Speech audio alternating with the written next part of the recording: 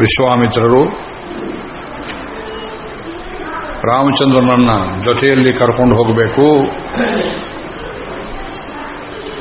ಶ್ರೇಯಶ್ಚಾಸ್ಮೈ ಪ್ರದಾಸ್ಯಾಮಿ, ಸೀತಾ ವಿವಾಹ ಪರ್ಯಂತ ಅವನಿಗೆ ಅನೇಕ ಶುಭ ಕಾರ್ಯಗಳನ್ನು ಮಾಡಬೇಕು.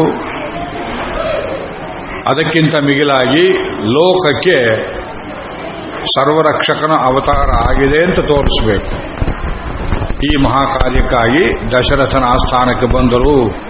ರಾಮನನ್ನು ಕೊಡುವಂತ ಪ್ರಾರ್ಥನೆ ಮಾಡಿದರು ಎಂಬಲ್ಲಿಗೆ ನಿನ್ನೆ ಮಂಗಳ ಮಾಡಿದ್ದೆವು.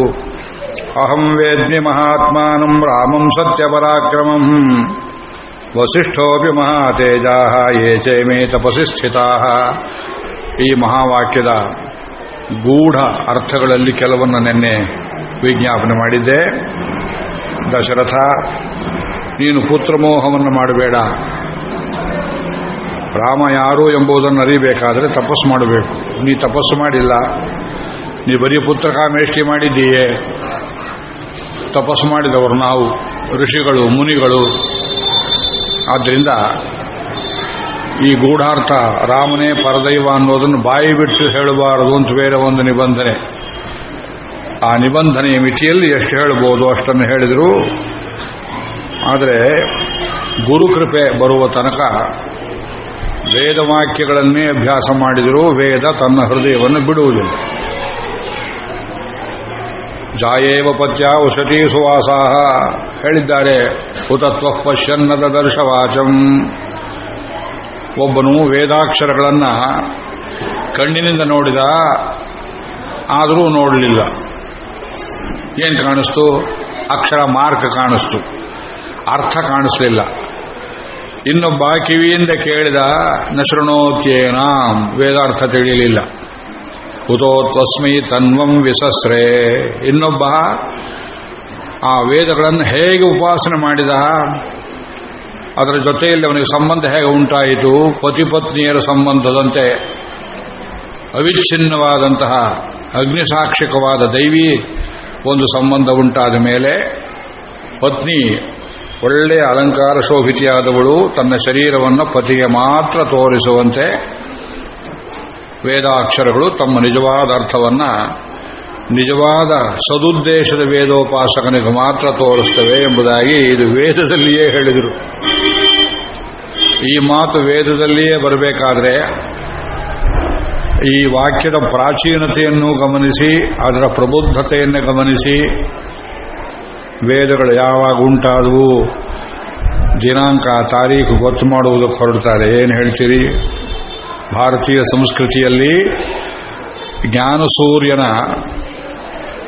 ಪೂರ್ವ ದಿಗಂತದ ಉದಯ ಕಾಣಿಸುವುದೇ ಇಲ್ಲ, ಒಮ್ಮೆಲೆಗೆ ನತ್ತಿಯ ಮೇಲೆ ಬರ್ತಾನೆ ಅಂತ ಬರೆದಿದ್ದಾರೆ, ಪಾಶ್ಚಾತ್ಯರೇ ಬರೆದಿದ್ದಾರೆ.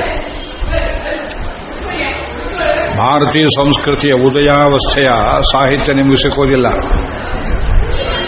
ಏಕದಂ ತಲೆ ಮೇಲೆ ಸೂರ್ಯ ಬಂದ ಹಾಗೆ ಒಳ್ಳೆ ಪ್ರಖರವಾದಂತಹ ಏನೆಷ್ಟೊಂದು ಛಂದಸ್ಸುಗಳು. ಒಂದು ಋಗ್ವೇದದಲ್ಲಿ ಅತ್ಯಂತ ಪ್ರಾಚೀನ ದಾಖಲೆ ಜಗತ್ತಿನದು. ಅದರಲ್ಲಿ ಹೇಳ್ತಾರೆ, ಉಪಾಸನೆ ಮಾಡಿದ ಹೊರತು ನಿಮಗೆ ವೇದ ತಿಳಿಯೋದಿಲ್ಲ. ನಮಗೆ ಹೇಳಿಲ್ವಲ್ಲ ವೇದವನ್ನು, ಎಲ್ಲರಿಗೂ ಹೇಳಲಿಲ್ಲ, ಮುಚ್ಚಿಟ್ರು. ಹೌದು, ಹೇಳಿದ್ರೆ ನಾನು ಅರ್ಥ ಆಗ್ತಿತ್ತು. ಅರವಿಂದ್ರೆ ಹೇಳ್ತಾರೆ, ಬೂಟ್ ಪಾಲಿಷ್ ಮಾಡೋವನಿಗೆ ಮುಸುರೆ ತಿಕ್ಕುವಳಿಗೆ ನಮ್ಮಲ್ಲಿ ವೇದಗಳನ್ನು ಯಾತಕ್ಕೆ ಕಳಿಸಲಿಲ್ಲ ಅಂದರೆ, ಜ್ಞಾನವೆಂಬುದು ಎರಡು ಅಲಗಿನ ಕತ್ತಿ ಇದ್ದಂತೆ.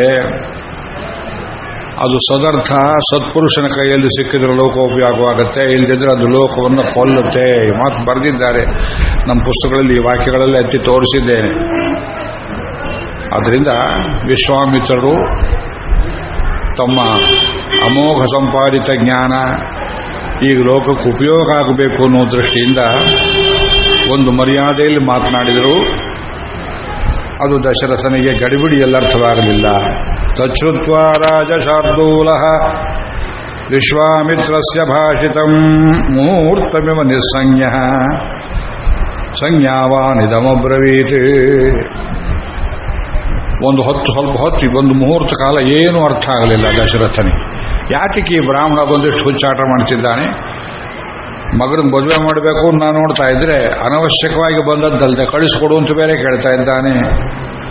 ಇವರು ಬಂದಿದ್ದು ಉದ್ದೇಶ ಅರ್ಥ ಆಗಲಿಲ್ಲ, ಮಹಾವಾಕ್ಯ ಅರ್ಥ ಆಗಲಿಲ್ಲ, ಅವ್ರು ಕೊಟ್ಟ ವಿವರಣೆ ಅರ್ಥ ಆಗಲಿಲ್ಲ. ನಿನ್ನ ಕುಲಪುರೋಹಿತರನ್ನು ಕೇಳು ಅಂತ ಹೇಳಿದ್ದು ಅರ್ಥವಾಗಲಿಲ್ಲ. ವಸಿಷ್ಠರನ್ನಾರು ಕೇಳಬೇಕಾಗಿತ್ತಲ್ಲ, ಕೇಳಲಿಲ್ಲ. ಕೆಲವು ಅಧಿಕ ಪ್ರಸಂಗದ ಮಾತುಗಳನ್ನಾಡ್ತಾನೆ. ಊನ ಷೋಡಶ ವರ್ಷೋ ಮೇ ರಾಮೋ ರಾಜೀವಲೋಚನ ನ ಯುದ್ಧ ಯೋಗ್ಯತಾಮಸ್ಯ ಪಶ್ಯಾಮಿ ಸಹ ರಾಕ್ಷಸೈ. ಬಹಳ ಗಂಭೀರ ವಾಕ್ಯ. ಊನ ಷೋಡಶ ವರ್ಷೋ ಮೇ. ರಾಮನಿಗೆ 16 ವರ್ಷ ತುಂಬಿಲ್ಲ ಅಂದರು. ಹಂಗಿದ್ರೆ 15 ವರ್ಷದ ಮೇಲೆ 11 ತಿಂಗಳಾಗಿದೆ ಅಂತ ಅರ್ಥ ಅಲ್ಲ. ಕೆಲವರು ಹಾಗೆ ಅರ್ಥ ಮಾಡಿಬಿಟ್ಟಿದ್ದಾರೆ. ಇಲ್ಲಿ ಪೂರ್ವಾಪರಗಳನ್ನು ಹೊಂದಿಸಿದರೆ ರಾಮನಿಗೆ 13ನೇ ವರ್ಷ ವಯಸ್ಸು ನಡೀತಾ ಇದೆ. ಊನ ಷೋಡಶ ಅಂತ ಹೇಳಿದ್ರಲ್ಲ, ಅಂದರೆ ಕ್ಷತ್ರಿಯನಿಗೆ ಯುದ್ಧಕ್ಕೆ ಪ್ರವೇಶ ಮಾಡಬೇಕಾದ್ರೆ ಎಲಿಜಿಬಿಲಿಟಿ ಏಜ್ 16 ಇತ್ತು ಆಗಿನ ಕಾಲದಲ್ಲಿ. ಈಗ ಓಟ್ ಹಾಕುವುದಕ್ಕೆ 18 ಅಂತ ಏನು ಹೇಳ್ತಾರೆ. ಮಿಲಿಟರಿಯಲ್ಲಿ ಸೇರಬೇಕಾದರೂ ಇಷ್ಟು ವರ್ಷ 21 ವರ್ಷ ಆಗಬೇಕು ಅಂತೇನು ಹೇಳ್ತಾರೆ. ವಿವಾಹವಾಗಬೇಕಾದ್ರೆ ಇಷ್ಟು ವಯಸ್ಸಾಗಬೇಕು ಅಂತೇನು ಹೇಳ್ತಾರೆ. ಅದೇ ಕ್ರಮದಲ್ಲಿ ತ್ರೇತಾಯುಗದಲ್ಲಿ ಯುದ್ಧಕ್ಕೆ ಸೇರಬೇಕಾದ್ರೆ ಕ್ಷತ್ರಿಯ ಕುಮಾರನಿಗೆ 16 ವರ್ಷವಾದರೂ ಆಗಿರಬೇಕು. ಅದು ಆಗಿಲ್ಲ. ಊನ ಷೋಡಶ ವರ್ಷೋ ಮೇ ರಾಮ ರಾಜೀವಲೋಚನ. ನೋಡಿ, ನೋಡೋದಕ್ಕೆ ಬರೀ ಒಂದು ಅಲಂಕಾರ, ಉಪಮೆಯ ಕಾಣುತ್ತೆ. ತಾವರೆಯ ಪುಷ್ಪದ ಎಸಳಿನಂತೆ ಸುಂದರವಾದ ಕಣ್ಣುಳ್ಳವನು ಅಂತ ಇಷ್ಟೇ ಕಾಣಿಸುತ್ತೆ. ಅದರ ಧ್ವನಿ ಏನಿದೆ ನೋಡಿ. ರಾಜೀವಲೋಚನ. ರಾಮನ ಕಣ್ಣು ಹೇಗಿದೆ? ತಾವರೆ ಪುಷ್ಪದಂತೆ. ಸೂರ್ಯ ಇದ್ರೆ ಅರಳುತ್ತೆ, ರಾತ್ರಿ ಹೊತ್ತು ಮುಚ್ಚಿಕೊಳ್ಳುತ್ತೆ. ಅಂದರೆ ರಾತ್ರಿಂಚರರಾದ ರಾಕ್ಷಸರನ್ನು ಕಂಡ್ರೆ ಹೆದರುವ ಕಣ್ಣು ಇದು. ಇದು ಅರಳುವ ಕಣ್ಣಲ್ಲ. ರಾಮೋ ರಾಜೀವಲೋಚನ ನ ಯುದ್ಧ ಯೋಗ್ಯತಾಮಸ್ಯ ಪಶ್ಯಾಮಿ ಸಹ ರಾಕ್ಷಸೈ. ರಾಕ್ಷಸರ ಜೊತೆಯಲ್ಲಿ ಯುದ್ಧ ಮಾಡುವ ಶಕ್ತಿಯೇ ಇಲ್ಲ, ಯೋಗ್ಯತೆಯೇ ಇಲ್ಲ ರಾಮನಿಗೆ. ಹೊಟ್ಟೆ ಬಡ್ಕೋಬೇಕು. ಮಗನನ್ನು ಹಡೆದು ಏನು ಪ್ರಯೋಜನವಾಯಿತು? ಅವ್ರು ಹೇಳ್ತಾ ಇದ್ದಾರೆ, ರಾಮಂ ಸತ್ಯ ಪರಾಕ್ರಮಂ. ಕಿವುಡು, ಅದು ಹೇಳಿ ಅರ್ಥ ಆಗಿಲ್ಲ. ನ ಯುದ್ಧ ಯೋಗ್ಯತಾಮಸ್ಯ ಪಶ್ಯಾಮಿ ಸಹ ರಾಕ್ಷಸೈ. ಮುಂದಕ್ಕೆ ಬೇಕಾದ್ರೆ ನಾನೇ ಬರ್ತೀನಿ ಇಂದ. ಇಯಮಕ್ಷೌಹಿಣೀ ಪೂರ್ಣ ಯಸ್ಯಾಹಂ ಪತಿರೀಶ್ವರ. ಒಂದು ಅಕ್ಷೋಹಿಣಿ ಸೇನೆ ಇದೆ ನನ್ನ ಜೊತೆಯಲ್ಲಿ. ಬೇಕಾದ್ರೆ ನಾನೇ ಬರ್ತೀನಿ ವಿಶ್ವಾಮಿತ್ರರೇ, ನಿಮ್ಮ ಯಜ್ಞ ಪೂರ್ತಿ ಮಾಡುವುದಕ್ಕೆ. ಅದೆಲ್ಲ ಕರ್ಕೊಂಡು ಹೋಗ್ಬೇಕು, ಕರ್ಕೊಂಡು ಹೋಗಿ. ಇವರು ತಲೆ ಚಚ್ಕೋತಾ ಇದ್ದಾರೆ. ರಾಮನಿಗೆ ಮದುವೆ ಮಾಡಿಸ್ಬೇಕು ಅಂತ ನಾ ಹೇಳಿದ್ರೆ ನಾನೇ ಬರ್ತೀನಿ ಅಂತಾರಲ್ಲ ದಶರಥ. ಇವನಿಗೆ ಇನ್ನೊಂದು ಹೆಣ್ಣು ಹುಡುಕಬೇಕೆ? 353 ಇದ್ದಾರಲ್ಲ ಇವನಿಗೆ. ಹೇಳಿದವನಿಗೆ ಅರ್ಥ ಆಗಲಿಲ್ಲ. ಅಹಮೇವ ಧನುಷ್ಪಾಣಿ ಗೋಪ್ತಾ ಸಮರಮೂರ್ಧನಿ. ದೇವಾಸುರ ಯುದ್ಧದಲ್ಲಿ ವೀರ ಸ್ವಾಮಿ, ನಾನು ಏನು ಸಾಮಾನ್ಯ ಅಂತ ತಿಳ್ಕೊಂಡ್ರ? ಬರ್ತೇನೆ, ಬೇಕಾದ್ರೆ ಕೇಳಿ ನೋಡಿ. ವಾಯುವ್ಯ ಪ್ರಾಂತದಲ್ಲಿ ಎಷ್ಟೊಂದು ಶೂರನಾಗಿದ್ದೇನೆ. ನನ್ನ ಮಗನ್ ಮಾತ್ರ ಕಳಿಸೋದಿಲ್ಲ. ನ ಚಾಸೌ ರಕ್ಷಸಾಂ ಯೋಗ್ಯ ಕೂಟಯುದ್ಧ ಹಿ ತೇ ಧ್ರುವಂ. ನೇರ ಯುದ್ಧದಲ್ಲಿಯೇ ಗೆಲ್ಲುವುದು ಕಷ್ಟ, ಅದು ಕೂಟ ಯುದ್ಧ.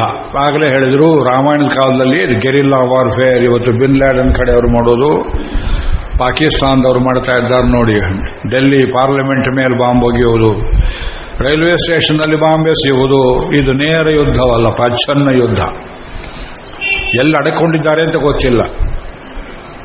ಅವರು ಒಂದು ರೀತಿಯಲ್ಲಿ ನಿರ್ವೀರ್ಯರು, ಗತಿಗೆಟ್ಟವರು, ಧೈರ್ಯ ಇಲ್ಲದೇ ಇದ್ದವರು. ಹಿಂದಿನಿಂದ ಹೊಡೆದು ಒಳಗೆ ಆಡಿಕೊಳ್ಳುವುದು. ರಾವಣ ಮಾಡಿದ್ದು ಅದೇ. ರಾವಣನ ಕಡೆಯವರೆಲ್ಲ ಕೋಟೆಯೋಧಿಗಳು.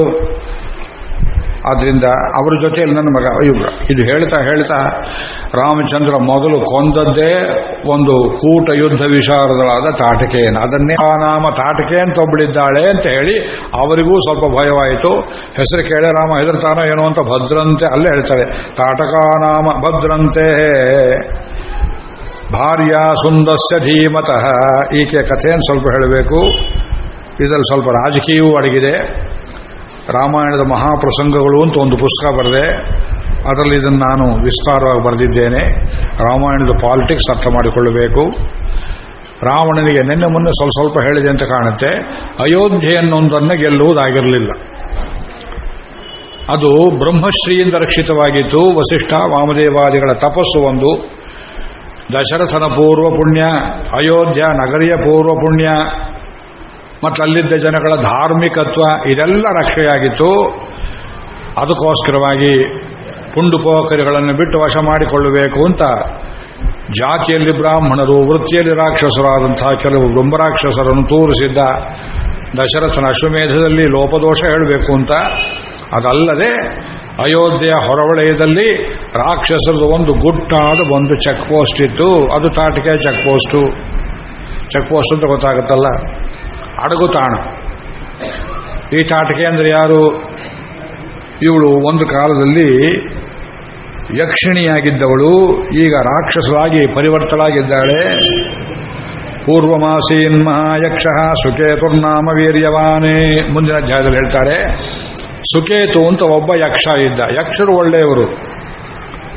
ಯಕ್ಷರಿಗೂ ರಾಕ್ಷಸರಿಗೂ ವ್ಯತ್ಯಾಸವೇನು? ಯಕ್ಷರು ಕ್ರೀಡೆಯಲ್ಲಿ ತೊಡಗಿರುವವರು, ಬರೀ ಆಟ ವಿಲಾಸ, ಕುಣಿದಾಡುವುದು, ಭೋಗ, ಕುಬೇರನ ಕಡೆಯವರು. ರಾಕ್ಷಸರು ತಮ್ಮ ರಕ್ಷಣೆಗೋಸ್ಕರ ಇತರರನ್ನು ಬಲಿ ಕೊಡುವವರು. ಇದು ವ್ಯತ್ಯಾಸ. ಬೇಂದ್ರವರು ಹೇಳೋರು, ನಮ್ಮ ದಕ್ಷಿಣ ದಿಕ್ಕಿನಲ್ಲಿ, ಭಾರತದ ದಕ್ಷಿಣದಲ್ಲಿ ಒಂದು ಕಾಲದಲ್ಲಿ ಬರೀ ಯಕ್ಷರೇ ಇದ್ರು. ಕುಬೇರ ದಕ್ಷಿಣಕ್ಕಿದ್ದ. ಆ ಕುಬೇರನ ರಾಜಧಾನಿಯನ್ನಾಗಿ ಲಂಕೆಯನ್ನ ವಿಶ್ವಕರ್ಮ ಸೃಷ್ಟಿ ಮಾಡಿ ಲಂಕಾದ್ವೀಪದ ಐಶ್ವರ್ಯವನ್ನೆಲ್ಲ ಕೊಟ್ಟು ದಕ್ಷಿಣ ದಿಕ್ಕಿಗೆ ಕುಬೇರನನ್ನ ಅಧಿಕಾರಿಯನ್ನಾಗಿ ಮಾಡಿದ್ದ. ಆದರೆ ಅವನ ಮಲತಮ್ಮನಾದ ರಾವಣ ಕುಬೇರನನ್ನು ಅಲ್ಲಿಂದ ಹೊಡೆದೋಡಿಸಿ ಅವನ ಪುಷ್ಪಕವನ್ನು ಕಿತ್ತುಕೊಂಡು, ಲಂಕೆಯ ಐಶ್ವರ್ಯವನ್ನೂ ಕಿತ್ತುಕೊಂಡು, ಅವನನ್ನು ದಿಕ್ಪಲ್ಲಟ ಮಾಡಿ ಎಲ್ಲಿಗಾದರೂ ಹೋಗುವಂತ ಕಳಿಸಿದ್ರಿಂದ ದಕ್ಷಿಣ ದಿಕ್ಕು ರಾಕ್ಷಸ ದಿಕ್ಕಾಯಿತು. ಕುಬೇರ ಉತ್ತರಕ್ಕೆ ಹೋದ.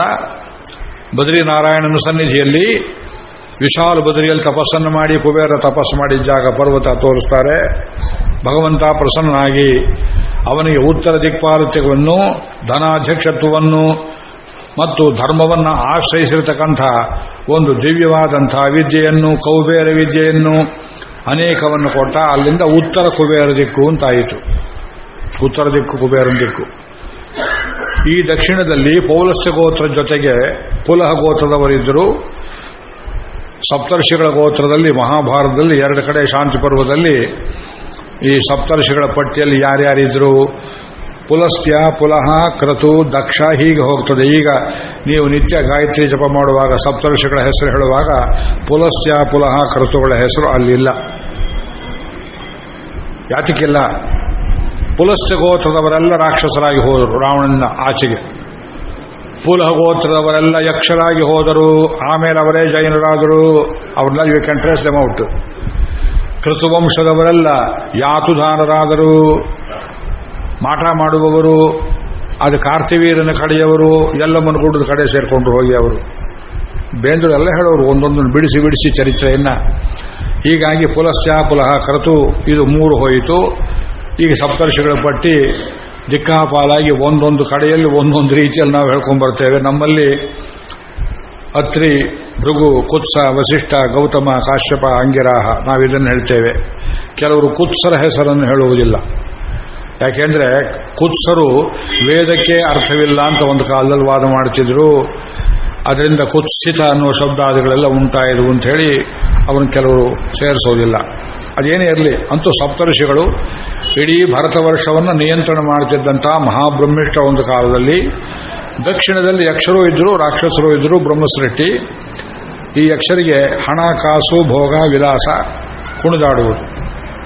ಬೇಂದ್ರವರು ಇನ್ನೂ ಮುಂದಕ್ಕೆ ಹೇಳೋರು, ಇವತ್ತಿಗೂ ನೋಡಪ್ಪ ನಿಮ್ಮ ದಕ್ಷಿಣ ಕನ್ನಡ ಜಿಲ್ಲೆಯಲ್ಲಿ ಯಕ್ಷರಿದ್ದಾರೆ, ಬ್ಯಾಂಕ್ಗಳೆಲ್ಲ ಅವರದೇ, ಯಕ್ಷಗಾನ ಎಲ್ಲ ಅವರದೇ. ಆದ್ದರಿಂದ ದಕ್ಷಿಣ ದಿಕ್ಕಲ್ಲಿ ಯಕ್ಷರಿದ್ದಾರೆ, ಎಚ್ಚರಿಕೆ ಇರಲಿ ಅಂತ ಹೇಳಿ TMF ಅವರಿಗೆ ಯಕ್ಷರು ಅಂತ ಹೇಳ್ತೀವಿ. ಸಭೆಯಲ್ಲೇ ಹೇಳಿಬಿಟ್ರು ಒಂದು ದಿವಸ. ವೀರೇಂದ್ರ ಹೆಗ್ಡೆ ಅವರು ಒಬ್ಬರೊಬ್ಬರಿಗೆ ಮಾಲೆ ಹಾಕಿದರೆ ಅವರು ಇವರು ಯಕ್ಷರು, ಅವರವ್ರಿಗೆ ಮಾಲೆ ಹಾಕ್ತಾರೆ, ಇವರವ್ರ ಮಾಲೆ ಹಾಕ್ತಾರೆ. ನಾನು ಯಾರು ಕೇಳೋ ಹೋಗ್ಬಿಟ್ರು ಸಭೆಯಲ್ಲಿ ಬೇಂದ್ರೆ ಅವರು. ನಾವು ಅಷ್ಟು ತಮಾಷೆಗೆ ಹೇಳಿದ ಮಾತೇ ಹೊರತು, ಆದರೆ ಈ ಯಕ್ಷಗಾನ ಇಲ್ಲೇ ಮಾತ್ರ ಯಾತ ಕೊಡ್ತಿದೆ ಅನ್ನೋದಕ್ಕೆ ಅರ್ಥ ನೀವು ಹುಡುಕಬೇಕಾಗತ್ತೆ. ಈ ಯಕ್ಷರ ದಿಕ್ಕು ಒಂದು ಕಾಲದಲ್ಲಿ ವಿಲಾಸ, ಭೋಗ, ಕುಣಿದಾಡುವುದು, ಭೂತಪೂಜೆ. ಈ ಭೂತಪೂಜೆ ಮಾಡುವುದು ಎಲ್ಲೇ ಇದೆಯಲ್ಲ. ಅಂದರೆ ಈ ಯಕ್ಷರಿಗೆ ರಾಕ್ಷಸರಿಗೆ ಬಹಳ ಕಾಲದಲ್ಲಿ ಅಂತರ ಏನು ಅಷ್ಟಿರಲಿಲ್ಲ. ಯಕ್ಷರು ರಾಕ್ಷಸರು ಆಗ್ತಿದ್ರು, ರಾಕ್ಷಸರು ಯಕ್ಷರು ಆಗ್ತಿದ್ರು. ಕಾಂಗ್ರೆಸ್ನವರು JDS ಆದ ಹಾಗೆ, JDS ಕಾಂಗ್ರೆಸ್ ಆದ ಹಾಗೆ. ಇದು ಪಾರ್ಟಿ ಚೇಂಜ್ ಇದ್ದಾಗಿತ್ತು. ಅಂಥ ಆತ್ಯಂತಿಕವಾದ ವ್ಯತ್ಯಾಸ ಏನಿರಲಿಲ್ಲ. ಸುಕೇತು ಅಂತ ಒಬ್ಬ ಯಕ್ಷ. ಬೌದ್ಧರಲ್ಲಿ ಯಕ್ಷ ಪೂಜೆ ಮಾಡ್ತಾರೆ. ಯಕ್ಷ ಯಕ್ಷಿಣಿ ವಿಗ್ರಹಗಳನ್ನೆಲ್ಲ ಇಟ್ಕೊಂಡವರು ಪೂಜೆ ಮಾಡ್ತಾರೆ. ಜೈನರಲ್ಲಿ ಮಾಡ್ತಾರೆ. ಈ ಪದ್ಮಾವತಿ ಒಂದು ಯಕ್ಷಿಣಿ ಅಂತ ಹೇಳ್ತಾರೆ. ಯಕ್ಷಿಣಿ ಮಾಡುವುದು ಅಂದ್ರೆ ಮೋಸ, ಕಣ್ಕಟ್ಟು ಮಾಯೆ ಅಂತ ಬೇರೆ ಒಂದು ಅರ್ಥ ಇದೆ. ಇದು ಯಕ್ಷರಲ್ಲಿ ಮೋಜಿಗೋಸ್ಕರ ಮಾಡತಂತ ಕೆಲವು ವಿದ್ಯೆಗಳು. ಅದು ಹಾಗಾಗೋ ಇದ್ದು ಬಿಡ್ಬಿಡೋಣ. ಈ ಸುಕೇತುವಿಗೆ ಮಕ್ಕಳಿರಲಿಲ್ಲ ಅನೇಕ ವರ್ಷ. ಅವನು ಬ್ರಹ್ಮನನ್ನ ಕುರಿತು ಅನಪತ್ಯ ಶುಭಾಚಾರ ಸಚತೇಪೆ ಮಹಾತಪಾಹ, ಮಹಾ ತಪಸ್ಸನ್ನು ಮಾಡಿದ. ಒಳ್ಳೆ ಆಚಾರವುಳ್ಳವನು. ಬ್ರಹ್ಮ ಪ್ರತ್ಯಕ್ಷನಾದ. ಅವನು ಹೇಳ್ದ, ನಿನಗೆ ಒಂದು ಮಗು ಕೊಡ್ತೇನೆ, ಆದರೆ ಈ ಜನ್ಮದಲ್ಲಿ ನಿನಗೆ ಗಂಡು ಸಂತಾನವಿಲ್ಲ. ಹೆಣ್ಣನ್ನು ಕೊಡ್ತೇನೆ, ಸಾಮಾನ್ಯ ಹೆಣ್ಣಲ್ಲ, ಕನ್ಯಾರತ್ನಂ ದದೌ ರಾಮ. ತಾಟಕೆ ಕನ್ಯಾರತ್ನ. ಇದು ಎಷ್ಟು ಅಂಗೆ ಮಾಡಿದ್ದಾನೆ ರಾಮಾಯಣದಲ್ಲಿ. ವಾಲ್ಮೀಕಿಯ ತಿಳಿ ಹಾಸ್ಯ, ಒಂದೊಂದು ಶಬ್ದದಲ್ಲಿ ಚಟಾಕಿ. ಒಂದು ಕನ್ಯಾರತ್ನವನ್ನು ಕೊಡ್ತೇನೆ ಅಂತ ಹೇಳಿ ಒಂದು ಮಗುವನ್ನು ಅನುಗ್ರಹ ಮಾಡಿದ. ಅದಕ್ಕೆ ತಾಟಕ ಅಂತ ಹೆಸರಿಟ್ಟರು. ಇವಳೇನು ಮಾಡಿದಳು, ವಿವಾಹವಾಯಿತೋ ವಿವಾಹ ಆಗಲಿಲ್ಲೋ ಅದು ಏನು ಕಥೆಯೋ, ಒಂದು ದಿವಸ ಅಗಸ್ತ್ಯರನ್ನು ಹಿಡ್ಕೊಂಡ್ಲು, ನನ್ನ ಜೊತೆಯಲ್ಲಿ ಬಾ ರಮಿಸೋಣ ಅಂತ. ದಕ್ಷಿಣ ಭಾರತಕ್ಕೆ ಅಗಸ್ತ್ಯರು ಬಂದ ಸಂದರ್ಭದಲ್ಲಿ ಅವ್ರ ಮೈ ಮೇಲೆ ಹಾಯ್ದಿದ್ದಾಳೆ ಇವಳು ತಾಟಕೆ.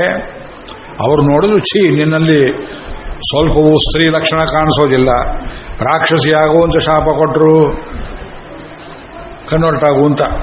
ಅವಳಿಗೆ ಸಂತೋಷವೇ. ಹಾಗಿದ್ರೆ ಇನ್ಮೇಲೆ ಬರೀ ಗಂಡಸರ ಮಾಂಸವನ್ನೇ ತಿಂತೇನೆ ಅಂತ. ಪುರುಷಾದಿ ಮಹಾಯಕ್ಷಿ, ಪುರುಷಾದಿ ಗಂಡಸರ ಮಾಂಸ ಬೇಕು. ಸತ್ತು ಬಿದ್ದ ಹೆಣದಲ್ಲಿ ಸ್ತ್ರೀ ಹೆಣವಾಗಿದ್ರೆ ಮುಟ್ತಾ ಇರಲಿಲ್ಲ, ಗಂಡಸರ ಹೆಣವಾಗಿದ್ರೆ ಒಂದು ಚೂರು ಮಾಂಸವನ್ನು ಬಿಡದೆ ಎಲ್ಲವನ್ನೂ ತಿಂದು ಸೊಂಟಕ್ಕೆ ಆ ಗಂಡಸರ ನರಮಂಡಲವನ್ನು ಸುತ್ತಿಕೊಳ್ಳುವವಳು. ಹೀಗಾಗಿ ಅವಳು ಈ ದಕ್ಷಿಣ ದೇಶಕ್ಕೆಲ್ಲ ಕಾಲಿಟ್ಟಿದ್ದಾಳೆ ರಾಮ. ಅವಳು ಕಾಡಿದು. ಇಂದ್ರನಿಗೆ ಅಭಿಷೇಕವಾದ ಜಾಗದಲ್ಲಿ ಫಲವತ್ತಾದ ತೋಟಗಳಿದ್ರು. ಅವಳು ಎಲ್ಲಿ ಅಡ್ಕೊಂಡಿರ್ತಾಳೆಯೋ ಎಲ್ಲಿ ಬರ್ತಾಳೆಯೋ ಗೊತ್ತಿಲ್ಲ. ಮಾಯಾವಿದ್ಯಾವಿಶಾರದಳು. ಬರೀ ಕಲ್ಲಿನ ಮಳೆ ಸುರಿಸ್ತಾಳೆ. ನಾನಾ ಪ್ರಾಣಿಗಳ ವೇಷದಲ್ಲಿ ಭಯಂಕರವಾಗಿ ಹೆದರಿಸ್ತಾಳೆ, ಶಬ್ದವನ್ನು ಮಾಡ್ತಾಳೆ. ಪುರುಷಾದಿ ಮಹಾಯಕ್ಷಿ ವಿರೂಪ ವಿಕೃತಾನನ. ಎದುರಿಗೆ ನೋಡಿದ್ರೆ ಭಯಂಕರವಾದ ಮುಖ, ಅದಕ್ಕೆ ಕನ್ಯಾರತ್ನ. ಆದ್ದರಿಂದ ಈ ತಾಟಕೆಯನ್ನ ಈಗ ನೀನು ಸಂಹಾರ ಮಾಡಬೇಕು, ಅದಕ್ಕೆ ನಿನ್ನ ಕರ್ಕೊಂಡ್ಬಂದಿರೋದು ಅಂತ ಹೇಳ್ತಾ ಇದ್ದಾರೆ. ಈ ತಾಟಕೆಯ ವಿಷಯದಲ್ಲಿ ನಮ್ಮ ಕಾಳಿದಾಸ ಮಹಾಕವಿ ಅದ್ಭುತವಾದ 2 ಮಾಹಿತಿಯನ್ನು ಕೊಡ್ತಾನೆ ರಘುವಂಶದಲ್ಲಿ. ಅದನ್ನು ತಮಗೆ ತಿಳಿಸಬೇಕು. ನಮ್ಮ ಕನ್ನಡ ತೊರವೆ ರಾಮಾಯಣದಲ್ಲಿ ಇವಳನ್ನು ವರ್ಣನೆ ಮಾಡಿದ್ದಾಳೆ. ಇವಳು ಹ್ಯಾಕ್ ಕಾಣಿಸಿದ್ಲಂತೆ, ರಾಮನ ಎದುರಿಗೆ ಬಂದರೆ ಜವನ ಜನನಿಯೋ, ಯಮನನ್ನು ಹಡೆದ ತಾಯಿಯಂತೆ. ನಮಗೆ ಯಮನ ಕಲ್ಪನೆಯೇ ಇಲ್ಲ. ಆ ಕೋಣದ ಮೇಲೆ ಕೂತಿದ್ದು ಮಾಡಿದ್ದು ಹೇಳ್ತೇವೆ. ಕೋಣದ ಮೇಲೆ ಕೂತ್ಕೊಂಡ್ಬರ್ತಾನೆ ಅಂತ ವೇದದಲ್ಲಿ ಯಮ ಸೂಕ್ತದಲ್ಲಿ ಒಂದು ಕಡೆಯೂ ಹೇಳಿಲ್ಲ. ಆ ಜಾತಕ್ಕೆ ಬಂತು ಕೋಣ ಅಂದ್ರೆ ಆಂಗಲ್ ಅನ್ನೋ ಅರ್ಥದಲ್ಲಿ ಏನಾದ್ರು ಹೇಳಿದ್ರು ಜ್ಯೋತಿಷ ನಮ್ಗೆ ಗೊತ್ತಿಲ್ಲ. ಗದೆ ಬೇರೆ, ಮೀಸೆ ಬೇರೆ, ಕಪ್ಪು ಬಣ್ಣ ಬಳದವನಿಗೆ ಇದು ಯಮ ಅಂದ್ರೆ ಅತ್ಯಂತ ಭಯಂಕರ ವ್ಯಕ್ತಿ ಅಂತ ಮಾಡಿಟ್ಟಿದ್ದೇವೆ.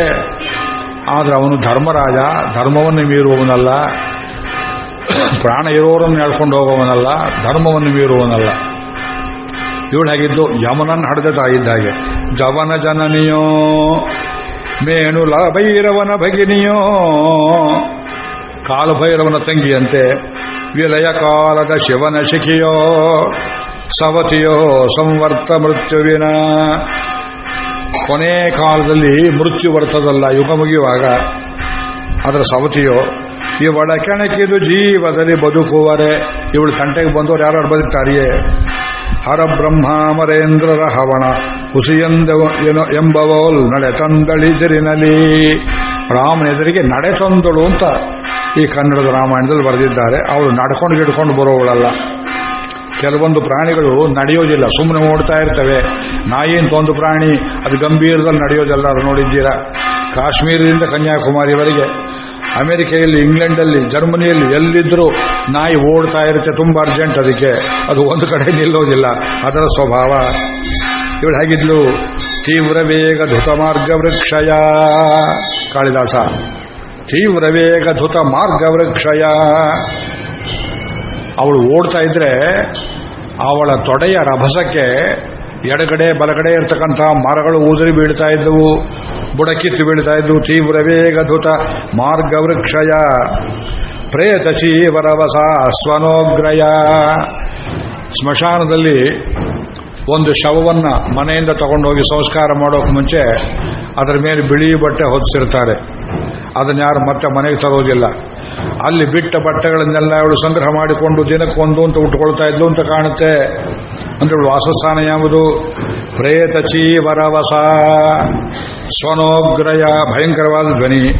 ಅಭ್ಯಭಾವಿ ಭರತಾಗ್ರಜಸ್ತಯ ವಾತ್ಯೇವ ಪಿತೃಕಾನನೋತ್ಥಯ. 2 ಸಲ ಸ್ಮಶಾನದ ರೆಫರೆನ್ಸು. ಸ್ಮಶಾನದ ಮೇಲೆ ಬೀಸ್ಕೊಂಡು ಬರುವ ಬಿರುಗಾಳಿ ಅಂತ ಬಂದು ರಾಮನ ಮೇಲೆ ಬಿದ್ದಳು. ಇವಳ ಆಕಾರ ಹೇಗಿತ್ತು? ಉದ್ಯತೈಕ ಭುಜ ಎಷ್ಟಿಮಾಯತಿ, ಒಂದು ಕೈಲಿ ಬಡಿಗೆ ಕೋಲ್ ಹಿಡ್ಕೊಂಡಿದ್ದಾಳೆ. ಶ್ರೋಣಿ ಲಂಬಿ ಪುರುಷಾಂತ್ರ ಮೇಖಲಾಂ, ಸೊಂಟದಲ್ಲಿ ಅವತ್ತೆಷ್ಟು ಗಂಡಸರನ್ನು ತಿಂದಿದ್ಲೋ ಅವರ ನರಮಂಡಲಗಳನ್ನೆಲ್ಲ ಒಡ್ಯಾಣದಂತೆ ಡಾಬಿನಂತೆ ಬೆಲ್ಟ್ ಅಂತ ಹಾಕೊಂಡಿದ್ದಾಳೆ.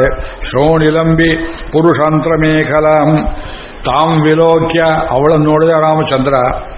ವನಿತಾವಧೆ ಘೃಣಾಂ, ಸ್ತ್ರೀವಧೆ ಪಾಪವಾದದ್ದು, ಸ್ತ್ರೀಯನ್ನು ಕೊಲ್ಲಬಾರದು ಎಂಬ ಕರುಣೆಯನ್ನು, ಕೈಯಲ್ಲಿದ್ದ ಬಾಣವನ್ನು ಒಟ್ಟಿಗೆ ಬಿಟ್ಟುಬಿಟ್ಟಂತೆ.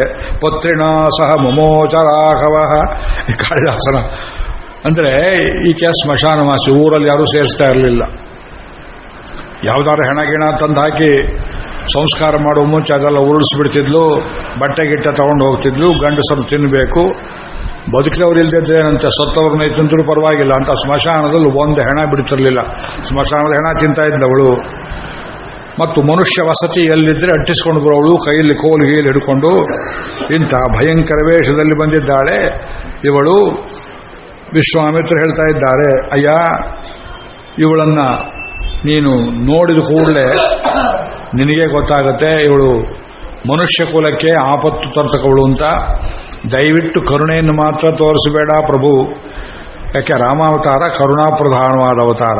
ಕರುಣಾಕಾಕುಸ್ಥ ದಶಾವತಾರದಲ್ಲಿ ವೇದಾಂತ ದೇಶಕರು ಒಂದೊಂದು ಅವತಾರಕ್ಕೆ ಒಂದೊಂದು ಗುಣವನ್ನು ಹಾಕಿ ಒಂದು ಶ್ಲೋಕ ಬರೆದಿದ್ದಾರೆ. ಇಚ್ಛಾಮೀನ ವಿಹಾರ ಕಚ್ಚಪ ಮಹಾಪೋತ್ರಿನ್ ಯದಚ್ಛಾಹರೇ ರಕ್ಷಾ ವಾಮನ ರೋಷರಾಮ ಕರುಣಾಕಾಕುಸ್ಥ ಕ್ರೀಡಾವಲ್ಲವ ಕಲ್ಕಿವಾಹನ ದಶಾ ಕಲ್ಕಿನ್ನಿತಿ ಪ್ರತ್ಯಹಂ ಜಲ್ಪಂತಃ ಪುರುಷಾ ಪುನಂತಿ ಭುವನಂ ಪುಣ್ಯೌಹ ಪಣ್ಯಾಪಣ.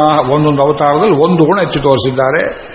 ಇದು ಕರುಣೆಯೇ ಮೂರ್ತಿವತ್ತಂತಿರತಕ್ಕಂಥ ಅವತಾರ. ರಿಪೂಣಾಮಪಿವತ್ಸಲ, ಶತ್ರುಗಳಲ್ಲಿಯೂ ಕರುಣೆ ತೋರಿಸೋನು. ಇವಳನ್ನು ಸಂಹಾರ ಮಾಡು. ಅದಕ್ಕೆಲ್ಲ ಪ್ರೆಸಿಡೆಂಟು. ಹಿಂದೆ ಒಬ್ಬಳು ವಿರೋಚನನ ಮಗಳು ಮಂಥರೆ ಅಂತ ಇದ್ದಳಂತೆ. ಈ ಮಂಥರೆ ಅಲ್ಲ, ರಾಮಾಯಣದವಳು. ವಿರೋಚನನೆಂಬ ಅಸುರನ ಮಗಳು. ಅವಳು ಲೋಕದಲ್ಲಿ ಇಂದ್ರ ಇಲ್ಲದೆ ಇರಬೇಕು ಅಂತ ಮಾಡಿದಾಗ ಇಂದ್ರ ಅವಳನ್ನು ಸ್ತ್ರೀಯಾಗಿದ್ದರೂ ಬಿಡಲಿಲ್ಲ, ಕೊಂದು ಹಾಕಿದ. ಭೃಗುಪತ್ನಿಯನ್ನು ಕೂಡ ಅದೇ ರೀತಿಯಲ್ಲಿ ವಿಷ್ಣುವೇ ಸಂಹಾರ ಮಾಡಿದ್ದುಂಟು ಅಂತ ಅದೆಲ್ಲ ಕಥೆಗಳನ್ನು ಹೇಳಿ. ಅಧರ್ಮ ನಿರತಾನಾರ್ಯ ಹತ ಪುರುಷ ಸತ್ತಮೈ.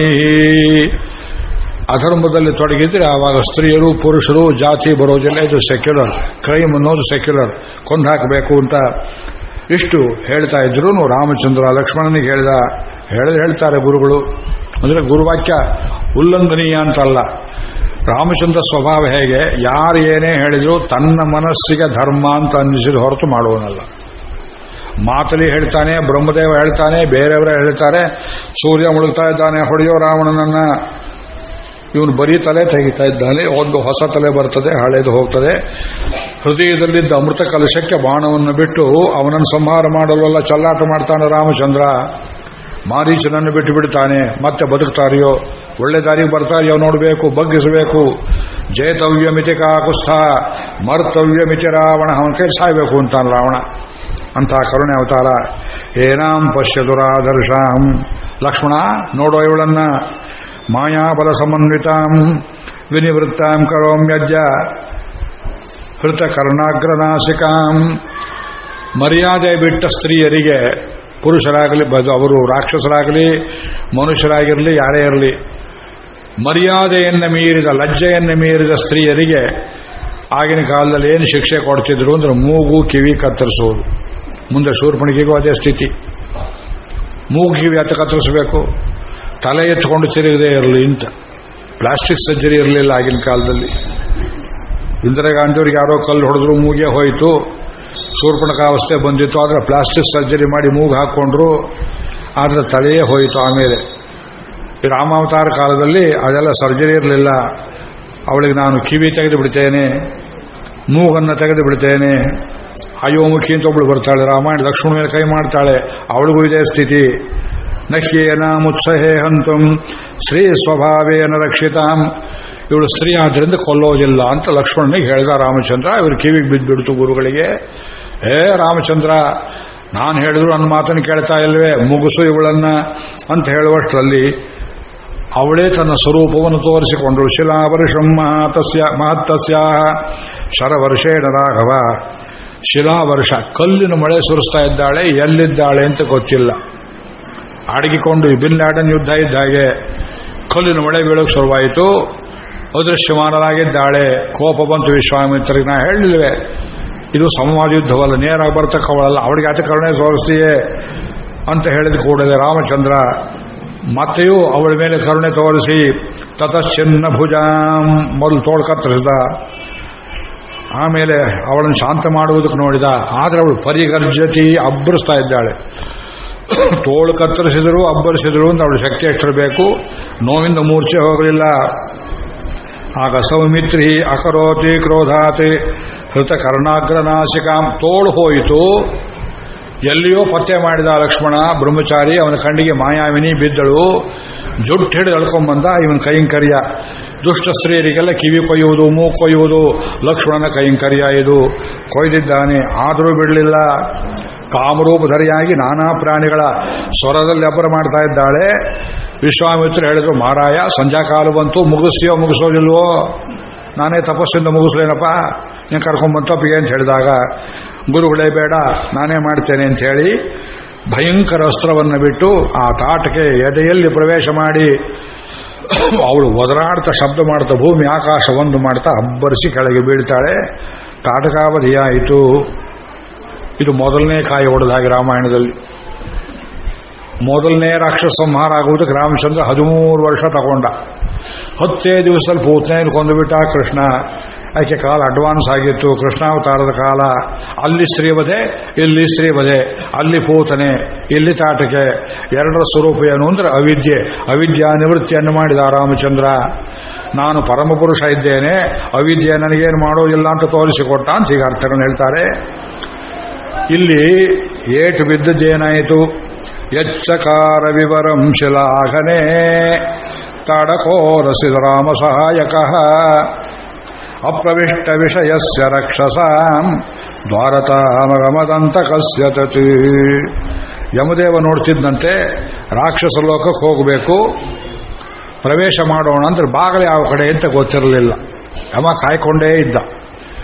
ತಾಟಿಗೆ ಎದೆಯಲ್ಲಿ ಯಾವಾಗ ರಾಮಚಂದ್ರ ತೂತನ್ನು ಮಾಡಿದನೋ ಯಮ ಹೇಳಿದ ಹುಜೂರ್ ರಪಣೆ ಆಯಿತು ಅಂತ ಅವಳ ಎದೆಯಲ್ಲಿ ನುಗ್ಗು ತನ್ನ ಕಡೆಯವರಿಗೆ ಯಮದೂತರಿಗೆಲ್ಲ ಹೇಳಿದ, ಬಂದ್ರೋ ಹೆಬ್ಬಾಗಲು ತೆಗೆಯಿತು ಅಂತ ಹೇಳಿ.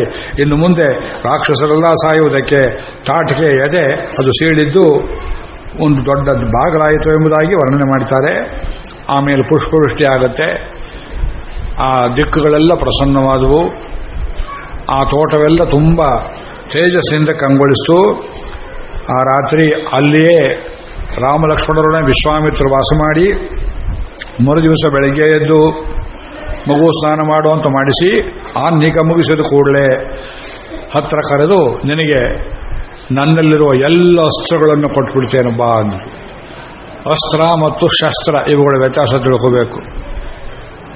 ಶಸೆ ಅಸು ಧಾತು. ಅಸ್ತ್ರ ಅಂದರೆ ವಿಶೇಷ ಮಂತ್ರಪೂರ್ವಕವಾಗಿ ಪ್ರಯೋಗ ಮಾಡತಕ್ಕಂಥ ಆಗ್ನೇಯ, ವಾಯುವ್ಯ, ಕೌಬೇರ, ಯಾಮ್ಯ ಇತ್ಯಾದಿ.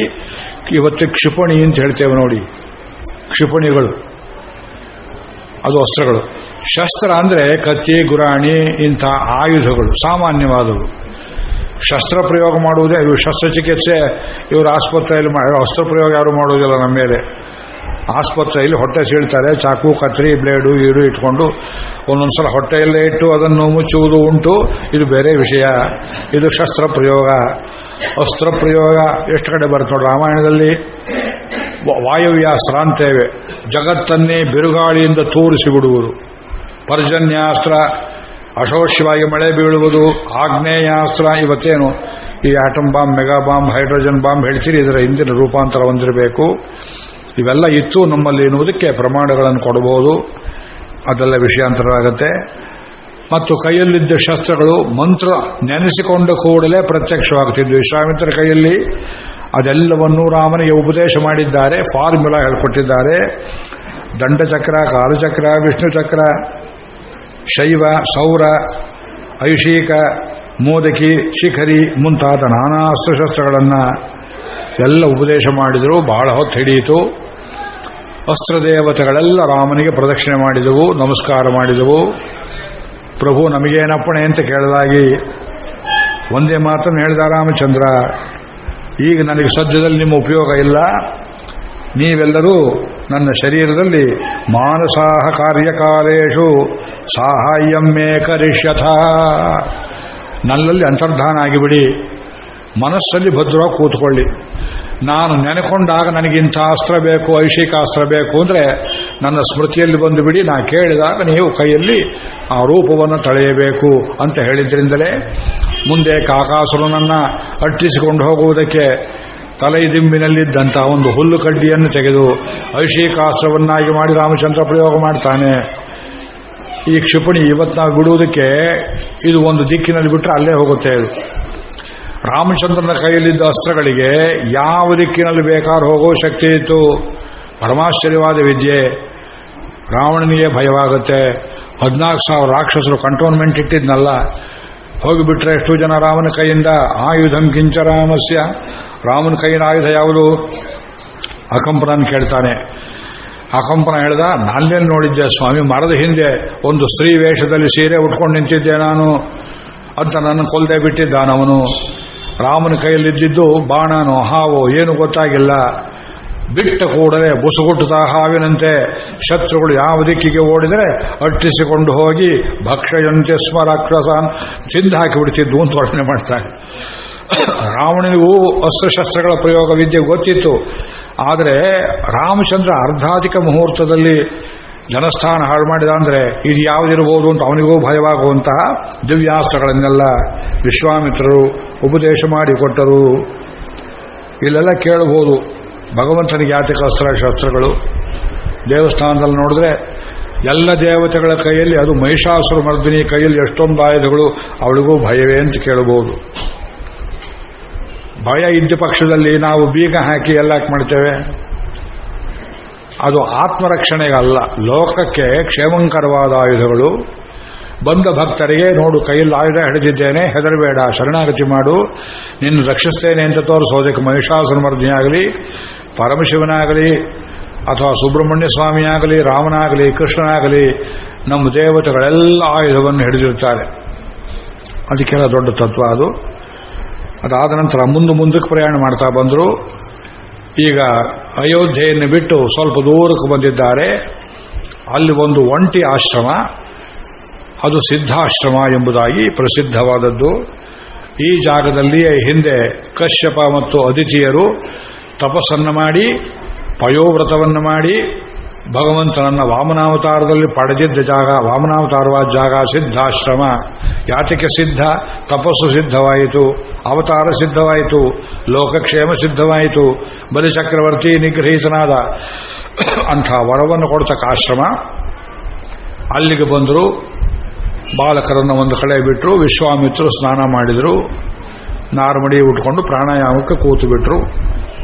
ವಿಶ್ವಾಮಿತ್ರ ಶಿಷ್ಯರು ರಾಮಲಕ್ಷ್ಮಣರನ್ನೆಲ್ಲ ಉಪಚರಿಸಿ ಹಣ್ಣು ಹಂಪಲು ಹಾಲು ಗೀಲು ಕೊಟ್ಟು, ಮಕ್ಕಳಿರ ಇನ್ನು ಮೇಲೆ ನಮ್ಮ ಗುರುಗಳು 6 ಹಗಲು 6 ರಾತ್ರಿ ಮಾತನಾಡೋದಿಲ್ಲ, ಮೌನ. ನಾಳೆ ಬೆಳಗ್ಗೆಯಿಂದಲೇ ಅವರು ಹೋಮಕ್ಕೆ ಕೂತ್ಕೊಳ್ತಾರೆ. ಆದರೆ ಇದು ಪೂರ್ತಿ ಆಗುವುದರೊಳಗೆ ಇಷ್ಟೂ ವರ್ಷ ನಮ್ಮ ಅನುಭವದಲ್ಲಿ ಎಲ್ಲೆಲ್ಲಿಂದಲೋ ರಾಕ್ಷಸರು ಬಂದು ಈ ಹೋಮವನ್ನು, ಈ ಯಜ್ಞವನ್ನು, ಯಾಗವನ್ನು ನಡೆಸದೇ ಇರುವಂತೆ ಈ ಮಾಂಸಗಳನ್ನು, ರಕ್ತವನ್ನು ಮಡಿಕೆಗಳಲ್ಲಿ ತಂದು ಸುರಿತಾರೆ. ಈ ವರ್ಷ ಅದಾಗಬಾರ್ದು, ನಿನ್ನ ಕರ್ಕೊಂಡ್ಬಂದಿದ್ದಾರಪ್ಪ, ಈ ಯಾಗ ಪೂರ್ತಿ ಮಾಡುವುದು ನಿನ್ನ ಕರ್ತವ್ಯ ಅಂತ ಹೇಳಿದರು. ಇದರ ಹಿಂದೆ ಮತ್ತೆ ರಾವಣನ ಚಿತಾವಣೆ, ಈ ರಾಜಕೀಯ ಅರ್ಥ ಮಾಡಿಕೊಳ್ಳಿ. ಇವತ್ತು ದೇವಸ್ಥಾನಗಳಿಗೆ ಹೇಗೆ ರಾಜಕಾರಣಿಗಳು ಗಂಟು ಬಿದ್ದು ಅರ್ಚಕರಿಗೆ, ಪುರೋಹಿತರಿಗೆ, ಮಠಾಧಿಪತಿಗಳಿಗೆ ತೊಂದರೆ ಕೊಡ್ತಾ ಇದ್ದಾರೆಯೋ, ತ್ರೇತಾಯುಗದಲ್ಲಿ ಯಜ್ಞಯಾಗ ಮಾಡ್ತಿದ್ದ ಜಾಗದಲ್ಲಿ ಹಿಂಸೆ ಮಾಡ್ತಿದ್ರು.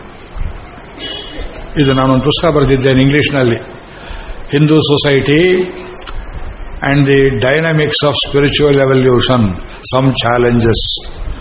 ದೊಡ್ಡ ಪುಸ್ತಕ, 200 ಪೇಜಿನ ಪುಸ್ತಕ, ಅಚ್ಚಾಗಿದೆ, ಏನೇನು ಪ್ರೂಫ್ ಬರಬೇಕು. ಅದರ ಕನ್ನಡ ರೂಪದ ಒಂದು ಸಣ್ಣ ಪುಸ್ತಕನೂ ಬರೆದಿದ್ದೇನೆ, ಭಾರತೀಯ ಸಮಾಜ ಮತ್ತು ಅಧ್ಯಾತ್ಮವಾದ, ಇದಕ್ಕೆ ಅಡ್ರ ತೊಡರು ಏನಿದೆ ಅಂತ. ಆ ಪುಸ್ತಕ ನಾಳೆ ನಾಡಿದ್ದು ಬರ್ಬೋದು ಅಂತ ಕಾಣುತ್ತೆ. ಆ ಪುಸ್ತಕ ತುಂಬ ಬೇಡಿಕೆ ಇದೆ. ಒಂದು ಶ್ಲೋಕವನ್ನು ಪುರಾಣಗಳಲ್ಲಿ ಹೇಳ್ತಾರೆ, ಅದರ ಹಿನ್ನೆಲೆಗೆ ನಾನು ಮಾತನಾಡ್ತಾ ಇದ್ದೇನೆ.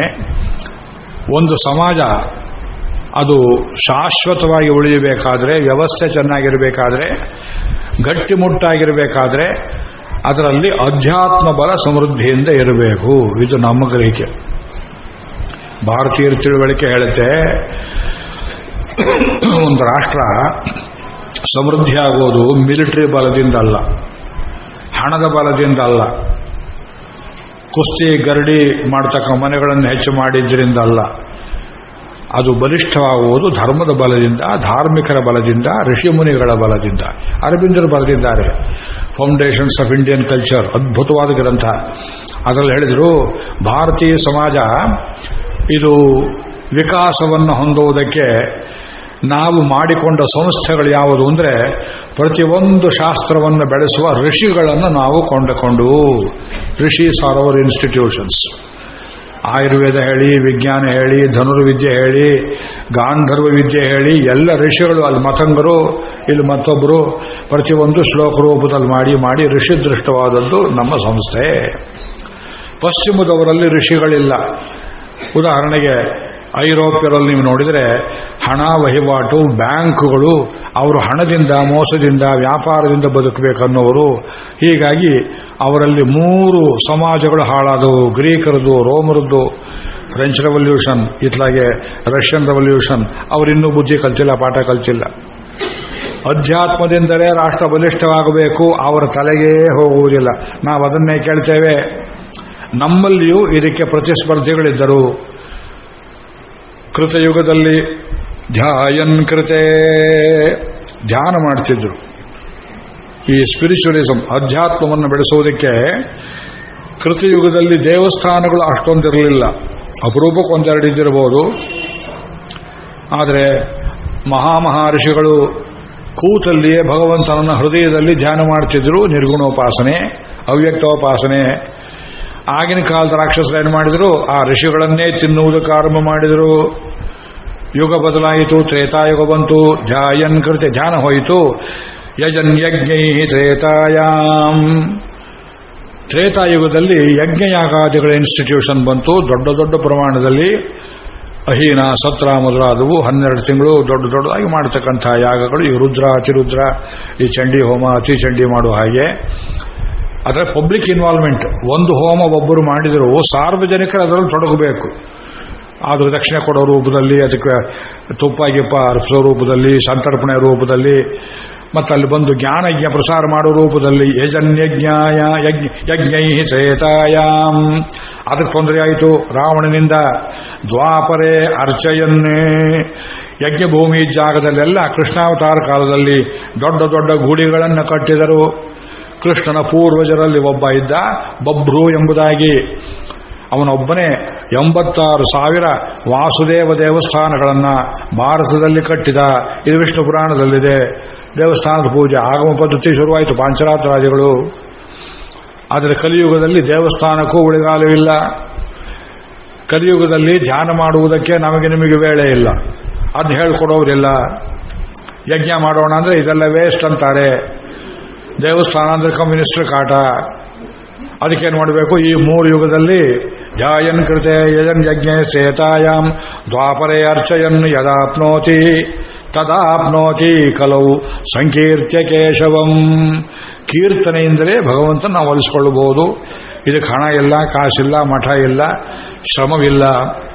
ಹರೇ ರಾಮ ಹೇಳಿ, ಹರೇ ರಾಮ ಹೇಳಿ, ರಾಮ ರಾಮ ಹರೇ ಹರೇ, ಹರೇ ಕೃಷ್ಣ ಕೃಷ್ಣ ಕೃಷ್ಣ ಹರೇ ಹರೇ. ಇದೊಂದು ಉಪನಿಷತ್ತು, ಕಲಿಸಂತಾರಣೋಪನಿಷತ್ತು ಅಂತ ಹೆಸರು, ಒಂದೇ ಶ್ಲೋಕ.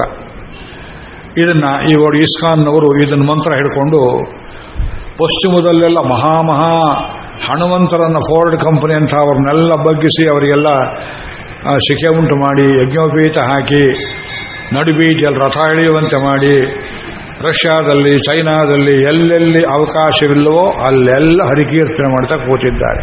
ಕಲಿಯುಗದಲ್ಲಿ ಹರಿಕೀರ್ತನೆ, ಭಗವಂತನ ಕೀರ್ತನೆ, ಎಲ್ಲ ವರ್ಣದವರು, ಎಲ್ಲ ಜಾತಿಯವರು, ಎಲ್ಲ ವಯಸ್ಸಿನವರು ಎಲ್ಲರೂ ಉಪಯೋಗವಾಗುತ್ತಾದ್ದರಿಂದ ಈ ಹೊತ್ತು ನಾವು ಇದನ್ನು ಆಶ್ರಯ ಮಾಡಿದರೆ ನಮಗೆ ಅಪಾಯವಿಲ್ಲ. ರಾಜಕಾರಣಿಗಳು ನಿಯತಿಗೆ ಹರೇ ಕೃಷ್ಣ ಮಂತ್ರ ಹೇಳಿದೆ ಶಿರಚ್ಛೇದ ಮಾಡೋದಿಲ್ಲ.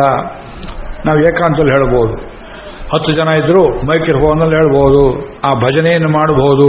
ಇದು ಕಲಿಯುಗದಲ್ಲಿ ಅಷ್ಟು ದೊಡ್ಡ ಯಾಗವನ್ನು ನೀವು ತ್ರೇತಾಯುಗದಲ್ಲಿ ಮಾಡಿ, ಮತ್ತೊಂದರಲ್ಲಿ ಧ್ಯಾನ ಮಾಡಿ, ಇನ್ನೊಂದರಲ್ಲಿ ದೇವಾಲಯ ಪೂಜೆ ಮಾಡುವುದರಲ್ಲಿ ಏನು ಫಲ ಬರ್ತದೆಯೋ ಅದೇ ಫಲವನ್ನು ಕಲವು ಸಂಕೀರ್ತ್ಯ ಕೇಶವಂ.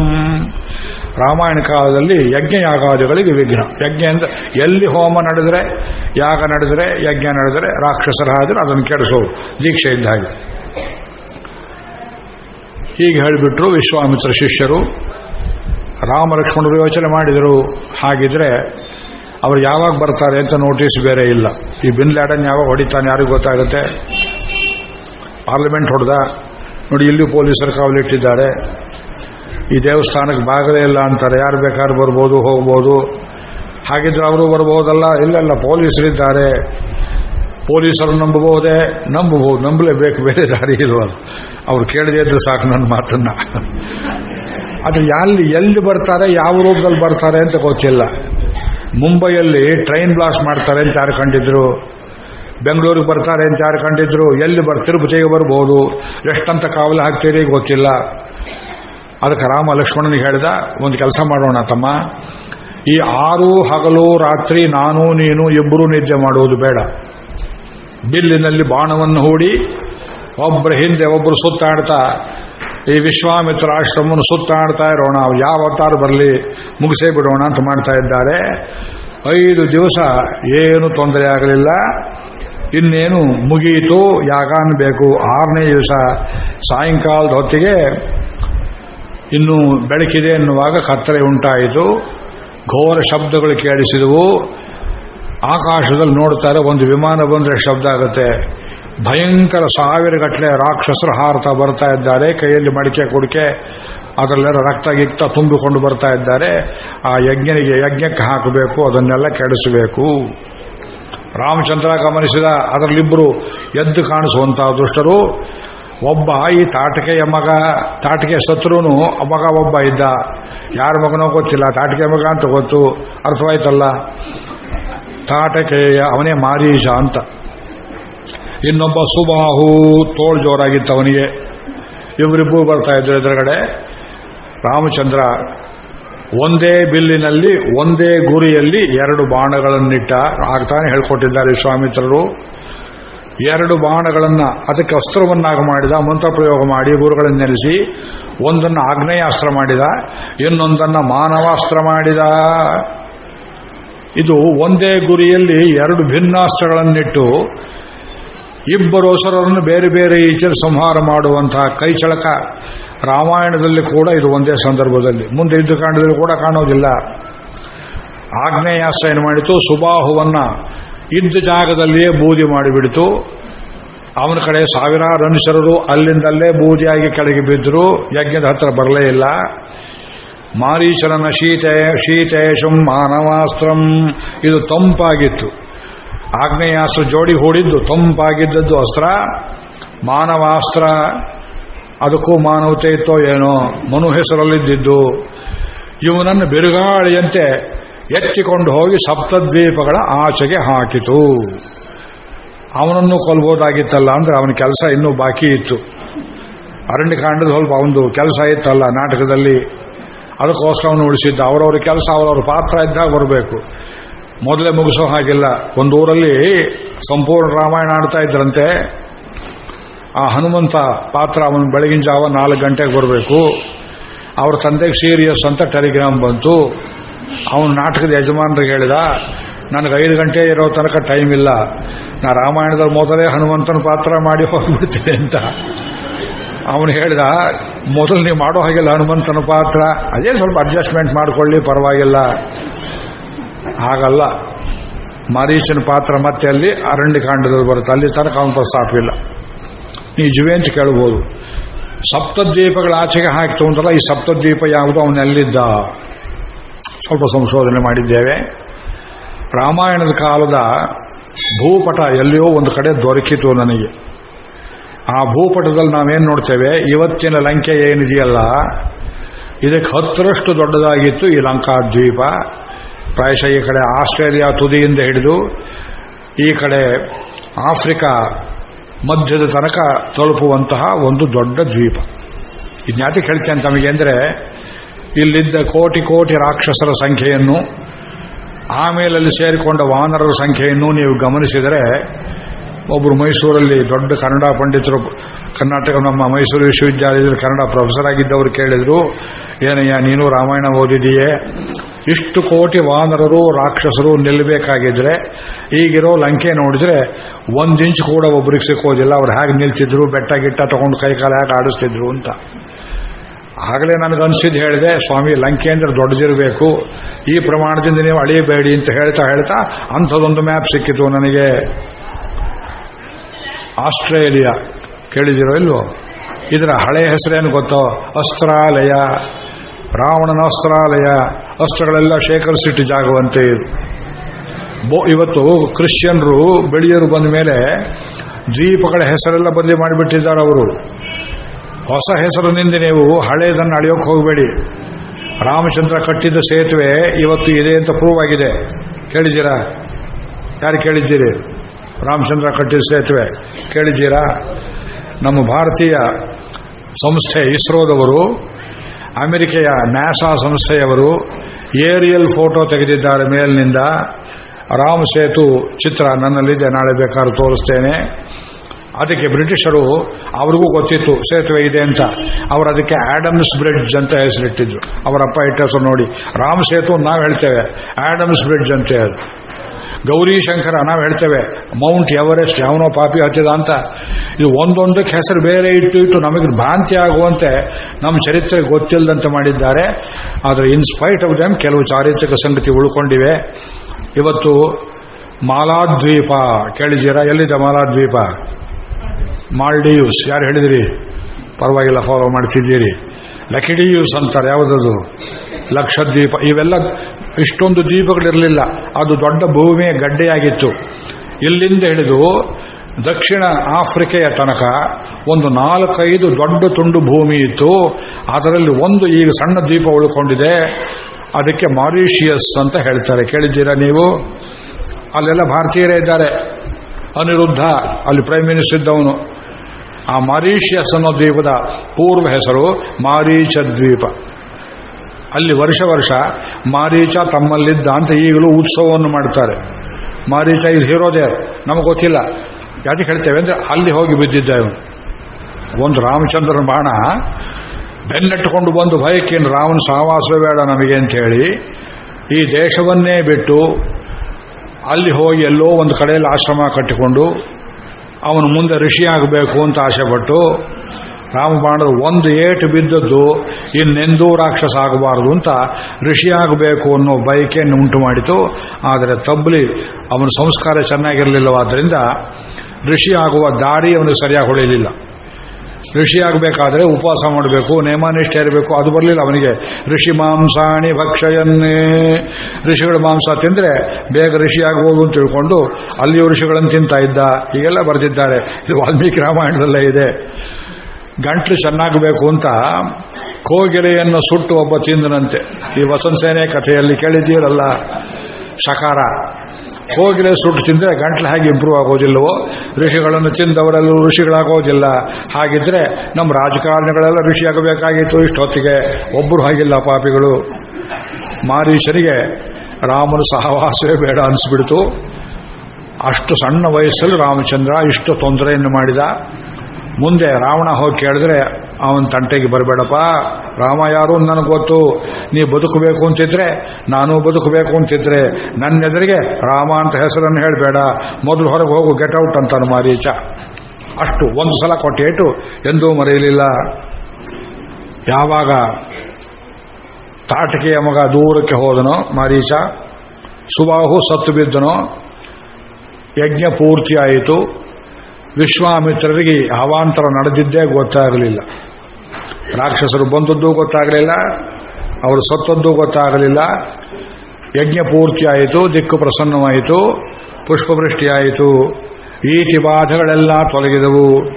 ಆ ಪ್ರದೇಶದಲ್ಲಿ ಅಲ್ಲಿಂದಾಚೆಗೆ ಅತಿವೃಷ್ಟಿ ಇಲ್ಲ. ಅತಿವೃಷ್ಟಿಯಿಂದ ಹೆಚ್ಚು ಮಳೆ ಬರೋದು, ಅನಾವೃಷ್ಟಿ ಮಳೆ ಬರದೇ ಇರುವುದು, ಶಲಭ ಕಾಟ, ಮಿಡತೆ ಕಾಟ, ಮೂಷಕಾಹ ಇಲಿಗಳ ಕಾಟ, ಶುಕಾಹ ಗಿಣಿ ಒಳ್ಳೆ ಪ್ರಾಣಿ ಅಂತ ಹೇಳ್ತೇವೆ ಪಕ್ಷಿ, ಅದು ಒಳ್ಳೆ ಫಸಲು ಭೂಮಿಯಲ್ಲಿ ಭತ್ತ ಆಗಿತ್ತಾ ಇದ್ರೆ ತಿಂದು ಹೋಗಿಬಿಡುತ್ತೆ. ಅದು ಗಿಣಿ ಅದೆಲ್ಲ ಹಿಂಡಾಗಿ ಬಂದರೆ ಫೈರು ಹೋಗಿಬಿಡುತ್ತೆ. ಪ್ರತ್ಯಾಸನ್ನ ರಾಜಾನಃ, ನಮ್ಮೂರ ಹತ್ರ ದೊಡ್ಡ ಮಿಲಿಟರಿ ಕಂಟೋನ್ಮೆಂಟ್ ಇದ್ದರೆ ನಮಗೆ ಸುಖ ಇರೋದಿಲ್ಲ. ಇಲ್ಲಿ ಬೆಳೆದಿದ್ದ ಕಾಯಿ ಪಲ್ಯ ಎಲ್ಲ ಅವ್ರಿಗೆ ಹೋಗಿಬಿಡುತ್ತೆ, ಇಲ್ಲಿ ತಯಾರಾದ ಹಾಲೆಲ್ಲ ಅವ್ರಿಗೆ ಹೋಗುತ್ತೆ, ನಮಗೆ ಸುಖ ಇರೋದಿಲ್ಲ. ದೊಡ್ಡ ಊರುಗಳ ಗೋಳು. ಇಂಥ ಪಂಚಾಯಿತಿ ಇಲ್ಲದಂತೆ ದಿಕ್ಕುಗಳೆಲ್ಲ ಪ್ರಸನ್ನವಾದವು. ಮಾರನೇ ದಿವಸ ರಾಮಲಕ್ಷ್ಮಣರು ಸ್ನಾನಾಚಮನ ಎಲ್ಲ ಮಾಡಿಕೊಂಡು ಸಿದ್ಧವಾಗಿದ್ದಾರೆ. ಮುಂದಿನ ಕಥೆ ಗೊತ್ತಿಲ್ಲ ಅವರಿಗೆ. ವಿಶ್ವಾಮಿತ್ರರು ತುಂಬ ಪ್ರಸನ್ನರಾಗಿ ಮಕ್ಕಳನ್ನು ತಬ್ಬಿಕೊಂಡರು. ಆ ಹೊತ್ತಿಗೆ ವಿಶ್ವಾಮಿತ್ರರ ಶಿಷ್ಯರು ಕೆಲವರು ಬಂದು ಗುರುಗಳಿಗೆ ನಮಸ್ಕಾರ ಮಾಡಿ ಒಂದು ಮಾತನ್ನು ಹೇಳಿದರು. ಗುರುಗಳೇ, ಹೇಗಿದ್ರು ದಶರಥ ಪುತ್ರ ರೂಪಕ್ಕೆ ಬಂದಿದ್ದಾರೆ, ನಿಮ್ಮ ಯಜ್ಞಾನೂ ಪೂರ್ತಿಯಾಯಿತು. ಇಲ್ಲಿಗೆ ಸಮೀಪದಲ್ಲಿ ಮಿಥಿಲಾಪಟ್ಟಣವಿದೆ, ಜನಕರಾಜನ ಊರು. ಮೈಥಿಲಸ್ಯ ನರಶ್ರೇಷ್ಠ ಜನಕಸ್ಯ ಭವಿಷ್ಯತಿ ಯಜ್ಞ ಪರಮಧರ್ಮಿಷ್ಠ ತತ್ರ ಯಾಸ್ಯಾಮಹೇ ವಯಂ. ಸೀತಾ ಸ್ವಯಂವರಕ್ಕೆ ಪೀಠಿಕೆ ಆಗ್ತಾ ಇದ್ದಾರೆ. ಈ ಜನಕರಾಜನ ಕಥೆಯನ್ನು ಸ್ವಲ್ಪ ಹೇಳಬೇಕು ತಮಗೆ. ನಿಮಿ ಚಕ್ರವರ್ತಿಯ ವಂಶ ಅಂತ ಹೇಳ್ತೇವೆ. ಪೂರ್ವದಲ್ಲಿ ಇವರೂ ಒಂದು ರೀತಿಯಲ್ಲಿ ದಶರಥನಿಗೆ ಯಾವುದೋ ಬಾಂಧವ್ಯದಲ್ಲಿದ್ದವರು. ವಿಷ್ಣು ಪುರಾಣದಲ್ಲಿ, ಭಾಗವತದಲ್ಲಿ ಈ ರಾಜವಂಶಾವಳಿಗಳನ್ನೆಲ್ಲ ಕೊಟ್ಟಿದ್ದಾರೆ. ಆಕ್ಚುಯಲ್ ಹಿಸ್ಟ್ರಿ ಬರೀ ಪುರಾಣದ ಕಂತೆ ಅಂತ ತಿಳ್ಕೋಬೇಡಿ. You can trace out their lineology. ತುಂಬ ಗಮನವಾಗಿ ಓದಬೇಕು. ಪೌರಾಣಿಕಿ ವಿದ್ಯೆ ವೇದದಷ್ಟೇ ಪ್ರಾಚೀನ ವಿದ್ಯೆ ಅಂತ ಹೇಳ್ತಾರೆ. ಪುರಾಣ ವೇದ ಮಧ್ಯದಲ್ಲೇ ಪುರಾಣದ ಕಥೆಗಳು ಬರ್ತವೆ. ಎಲ್ಲವನ್ನು ಬರೆದಿರಲಿ ಬರಲಿ ಪುರಾಣಗಳೇ ವಿಸ್ತಾರ ಮಾಡಿದರು. ಈ ಜನಕರಾಜನ ಪರಂಪರೆ ಅವರೆಲ್ಲರಿಗೆ ಜನಕ ಜನಕ ಜನಕ ಎಂಬುದಾಗಿ ಹೆಸರು. ಅದು ಹೆರಿಡಿಟರಿ ಟೈಟಲ್. ರಾಮಾವತಾರ ಕಾಲದಲ್ಲಿದ್ದವನಿಗೆ ಕ್ಷೀರಧ್ವಜ ಜನಕ ಅಂತ ಹೆಸರು. ಕ್ಷೀರಧ್ವಜ. ಅವರ ಮನೆಯಲ್ಲಿ ಒಂದು ಆಶ್ಚರ್ಯಕರವಾದ ಪದಾರ್ಥವಿತ್ತು, ಅದು ಶಿವಧನುಸ್ಸು. ಈ ಕಥೆ ಎಲ್ಲಿಂದ ಆರಂಭವಾಗುತ್ತೆ? ದಕ್ಷಯಜ್ಞದ ಕಥೆಯಿಂದ ಆರಂಭವಾಗುತ್ತೆ. ಶ್ರೀಮದ್ ಭಾಗವತದಲ್ಲಿ ಬರತಕ್ಕ ಕಥೆ, ಆದರೆ ಕಥೆ ನಡೆದದ್ದು ತುಂಬ ಹಳೆಯದು. ದಕ್ಷ ಪ್ರಜಾಪತಿ, ಅವನ ಮಕ್ಕಳ ವಿಷಯವೆಲ್ಲ ನಮ್ಮ ಯಜುರ್ವೇದದಲ್ಲಿ ಬರುತ್ತೆ, ಋಗ್ವೇದದಲ್ಲಿ ಬರುತ್ತೆ. ದಕ್ಷ ಬ್ರಹ್ಮ ಪ್ರಜಾಪತಿಗಳಲ್ಲಿ ಒಬ್ಬ. ಈ ಲೋಕವನ್ನು ಪ್ರಜೆಗಳಿಂದ ತುಂಬಬೇಕು ಎಂಬುವ ಕರ್ತವ್ಯವನ್ನು ಬ್ರಹ್ಮನಿಂದ ಪಡೆದವನು. ಲೋಕದಲ್ಲಿ ಜನಗಳ ಸಂಖ್ಯೆನೇ ಕಮ್ಮಿ ಇದ್ದಾಗ ಇದನ್ನು ಜನಗಳಿಂದ ತುಂಬುವುದು ಹೇಗೆ ಅಂತ ಒಂದು ಸಮಸ್ಯೆ. ಜನ ಹೆಚ್ಚಾದಾಗ ಇದನ್ನು ಖಾಲಿ ಮಾಡುವುದು ಹೇಗೆ ಅಂತ ಇನ್ನೊಂದು ಸಮಸ್ಯೆ. ಈಗೇನು ಸಮಸ್ಯೆ ಇದೆ ನೀವೇ ನೋಡಿಕೊಳ್ಳಿ. ಫ್ರಾನ್ಸ್ ದೇಶದಲ್ಲಿ ಜನಸಂಖ್ಯೆ ಕಡಿಮೆ ಆಗ್ತಾ ಇದೆ, ಫ್ಯಾಮಿಲಿ ಪ್ಲಾನಿಂಗ್ ಮಾಡಿ ಮಾಡಿ. ಈಗ ಅವರು ಬೇರೆ ದೇಶದಿಂದ ಮಕ್ಕಳನ್ನು ಆಮದು ಮಾಡಿಕೊಳ್ತಾ ಇದ್ದಾರೆ. ನಮ್ಮ ಪಾಂಡಿಚೇರಿಯಿಂದ, ನಂಗೆ ಗೊತ್ತಿರಲಿಲ್ಲ, ಯಾರೋ ಹೇಳಿದರು, ಪಾಂಡಿಚೇರಿಯಲ್ಲಿ ಫ್ರೆಂಚರಿದ್ದ ಜಾಗ. ಯಾವುದೇ ತಾಯಿ ತಂದೆಯರು ತಮ್ಮ ಮಗುವನ್ನು ಫ್ರಾನ್ಸ್ ದೇಶಕ್ಕೆ ದತ್ತು ಕೊಡುವುದಕ್ಕೆ ಸಿದ್ಧವಾದರೆ ಅವ್ರಿಗಷ್ಟು ಹಣವನ್ನು ಕೊಟ್ಟು ಆ ಮಗುವಿನ ವಿದ್ಯಾಭ್ಯಾಸದ ಹೊಣೆಯನ್ನೆಲ್ಲ ಅವರು ಹೊತ್ತು ಫ್ರೆಂಚ್ ಭಾಷೆಯನ್ನು ಕಲಿಸಿ ಅವನಿಗೆ ಯೌವನ ಬಂದು ಕೂಡಲೇ ಅಲ್ಲಿ ತಗೊಂಡೋಗಿ ಫ್ರೆಂಚ್ ಸಿಟಿಸನ್ ಅಂತ ಮಾಡಿಕೊಳ್ತಾರೆ. ಇನ್ನು ಸ್ವಲ್ಪ ದಿವಸ ಹೋದರೆ ಇಂಗ್ಲೆಂಡ್ಗಿದೆ ಗತಿ ಬರುತ್ತೆ, ಜರ್ಮನಿಗಿದೆ ಗತಿ ಬಂದಿದೆ, ಸ್ವಿಟ್ಜರ್ಲೆಂಡನ್ನು ಕೇಳುವವರಿಲ್ಲ, ಅಲ್ಲಿ ಪ್ರಜೆಗಳನ್ನು ತುಂಬುವ ಕೆಲಸ. ನಮ್ಮಲ್ಲಿ ಈ ಶನಿಗಳನ್ನು ಖಾಲಿ ಮಾಡುವುದು ಹೇಗೆ? ರಸ್ತೆ ಬದಿಯಲ್ಲಿ ವೋಟರ್ಸ್ ಲಿಸ್ಟು, ಪ್ರತಿಯೊಂದು ಕಡೆಯಲ್ಲಿ ಬೇಡದೇ ಲಿಸ್ಟು. ದಕ್ಷ ಪ್ರಜಾಪತಿ ಈ ಕಥೆಯಲ್ಲಿ ಅವಹೇಳನ ಮಾಡಬಾರ್ದು ಅನ್ನೋದಕ್ಕೋಸ್ಕರ ಹೇಳ್ತಿದ್ದೆ ಇಷ್ಟು ಪೀಠಿಕೆಯನ್ನು. ದಕ್ಷ ಪ್ರಜಾಪತಿಯ ಮಕ್ಕಳಲ್ಲಿ ದಾಕ್ಷಾಯಿಣಿ, ಅವಳು ಪಾರ್ವತಿ, ಅವಳು ತಂದೆಗೆ ಇಷ್ಟವಿಲ್ಲದೆ ಪರಮಶಿವನನ್ನ ನಮ್ಮ ಗೋಕರ್ಣನಾಥನನ್ನು ವರಿಸಿಬಿಟ್ಟಳು. ಈ ಕಥೆ ಅತ್ಯಂತ ದಾರುಣವಾದ ಕಥೆ. ಅವನಿಗಿಷ್ಟ ಇಲ್ಲ ತಂದೆಗೆ, ಅವನು ಶಿವದ್ವೇಷಿ. ಅವನೇ ಆ ಶಿವನನ್ನು ದೂಷಣೆ ಮಾಡ್ತಾನೆ, ಅವಾಚ್ಯ ಶಬ್ದಗಳಲ್ಲಿ ಬೈತಾನೆ. ಅವನ ದಿಗಂಬರ, ಇರೋ ಜಾಗ ಎಲ್ಲ ಇಲ್ಲೋ ಸ್ಮಶಾನವಾಸಿ, ಎಲ್ಲ ಹೋಗಿ ಅವನೊಂದೇ ಮಾಡ್ಕೊಳ್ತೀಯಲ್ಲ.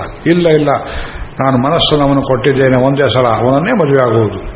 ಇದು ಕುಮಾರಸ್ವಾಮಿ ಕಥೆ, ನೀವೆಲ್ಲ ಕೇಳಿದ್ದೀರಿ ಮುಂದೆ. ಆದರೆ ತಂದೆ ಹಾಗಿದ್ರೆ ಹಾಳಾಗಿ ಹೋಗು, ಮನೆ ಬಿಟ್ಟು ಹೋಗು ಅಂತ ಮನೆಗೆ ಸೇರಿಸಲ್ಲ, ಓಡಿಸ್ಬಿಟ್ಟ. ಇವಳು ಶಿವನನ್ನು ನಂಬಿಕೊಂಡಳು, ಬದುಕಿದು ಆಯಿತು. ಆಮೇಲೆ ದಕ್ಷ ಪ್ರಜಾಪತಿ ಒಂದು ಯಾಗವನ್ನು ಮಾಡಿದ. ಅದು ಲೋಕದಲ್ಲಿ ಯಾರು ಏನು ಕೇಳಿದರೂ ಆ ದಾನವನ್ನು ಕೊಡ್ತಕ್ಕಂಥ ಒಂದು ನಿಬಂಧನೆಯನ್ನು ಹೊಂದಿದ್ದ ದಿವ್ಯವಾದ ಯಾಗ. ಕಾಟಾಚಾರಕ್ಕೆ ಮಾಡುತ್ತಿದ್ದಾನೆ, ಎಲ್ಲರನ್ನ ಕಳೆದಿದ್ದಾನೆ. ಬಾಕಿ ಅಳಿಯಂದರು ಮಕ್ಕಳು ಎಲ್ಲ ಬಂದಿದ್ದಾರೆ. ಶಿವನಿಗೂ ದಾಕ್ಷಾಯಣಿಗೂ ಆಹ್ವಾನ ಹೋಗಲಿಲ್ಲ. ಆದರೆ ಇವಳೆಷ್ಟಾದರೂ ತಂದೆ ಮನೆ ಆದ್ದರಿಂದ ಗಂಡನಿಗೆ ಹೇಳ್ತಾಳೆ, ಕರೀದಿದ್ರೇನು, ಗಡಿಬಿಡಿಯಲ್ಲಿ ಪತ್ರಿಕೆ ಕಳಿಸೋದು ಮಾಡ್ತಿರಬೇಕು. ತಂದೆ ತಾಯಿಯ ಮನೆ ಕರೆದ್ರೆ ಹೋಗ್ಬೇಕೆ ನಾವು, ಬನ್ನಿ ನೀವು, ನಾ ಬರೋದಿಲ್ಲ, ಅವಮರ್ಯಾದೆ ಮಾಡ್ತಾನೆ. ಹಾಗಿದ್ರೆ ನಾನಾರು ಹೋಗಿ ಬರ್ತೀನಿ, ನೀನು ಹೋಗಬೇಡ, ನಿನಗೂ ಒಳ್ಳೇದಾಗೋದಿಲ್ಲ. ಎಷ್ಟು ಪರಮಶಿವ ಹೇಳಿದ್ರು ಕೇಳಲಿಲ್ಲ, ನಾ ಹೋಗಿಯೇ ಬರ್ತೇನೆ ಎಂದ್ಲು. ಅದು ಶ್ರೀಮದ್ ಭಾಗವತದಲ್ಲಿ ನಿಮ್ಮ ಕಣ್ಣಲ್ಲಿ ನೀರು ಬರುತ್ತೆ, ಕರಳು ಸಂಕಟ ಬರುತ್ತೆ ಕಥೆ ಓದಿದ್ರೆ. ಬಂದಳು, ಹೊಸಲಲ್ಲಿ ನಿಂತಳು, ನೋಡ್ತಾಳೆ. ಹಸೆ ಮನೆ ಮೇಲೆ ಕೂತಿದ್ದ ತಾಯಿ ಹುಬ್ಬು ಹಾರಿಸಿ, ಮಗಳೇ ಬಂದಯ ಅಂತ ಸ್ವಲ್ಪ ಕಣ್ಣಿನಲ್ಲಿ ಸ್ವಾಗತ ತೋರಿಸಿದರು. ತಂದೆ ಮಾತ್ರ ಮುಸುಡಿ ತಿರುಗಿಸಿಕೊಂಡ. ಅಪಮಾನವಾಯಿತು. ಆ ಯಾಗದಲ್ಲಿ ಪರಮಶಿವ ರುದ್ರನಿಗೆ ಮಾತ್ರ ಆಹ್ವಾನವಿರಲಿಲ್ಲ.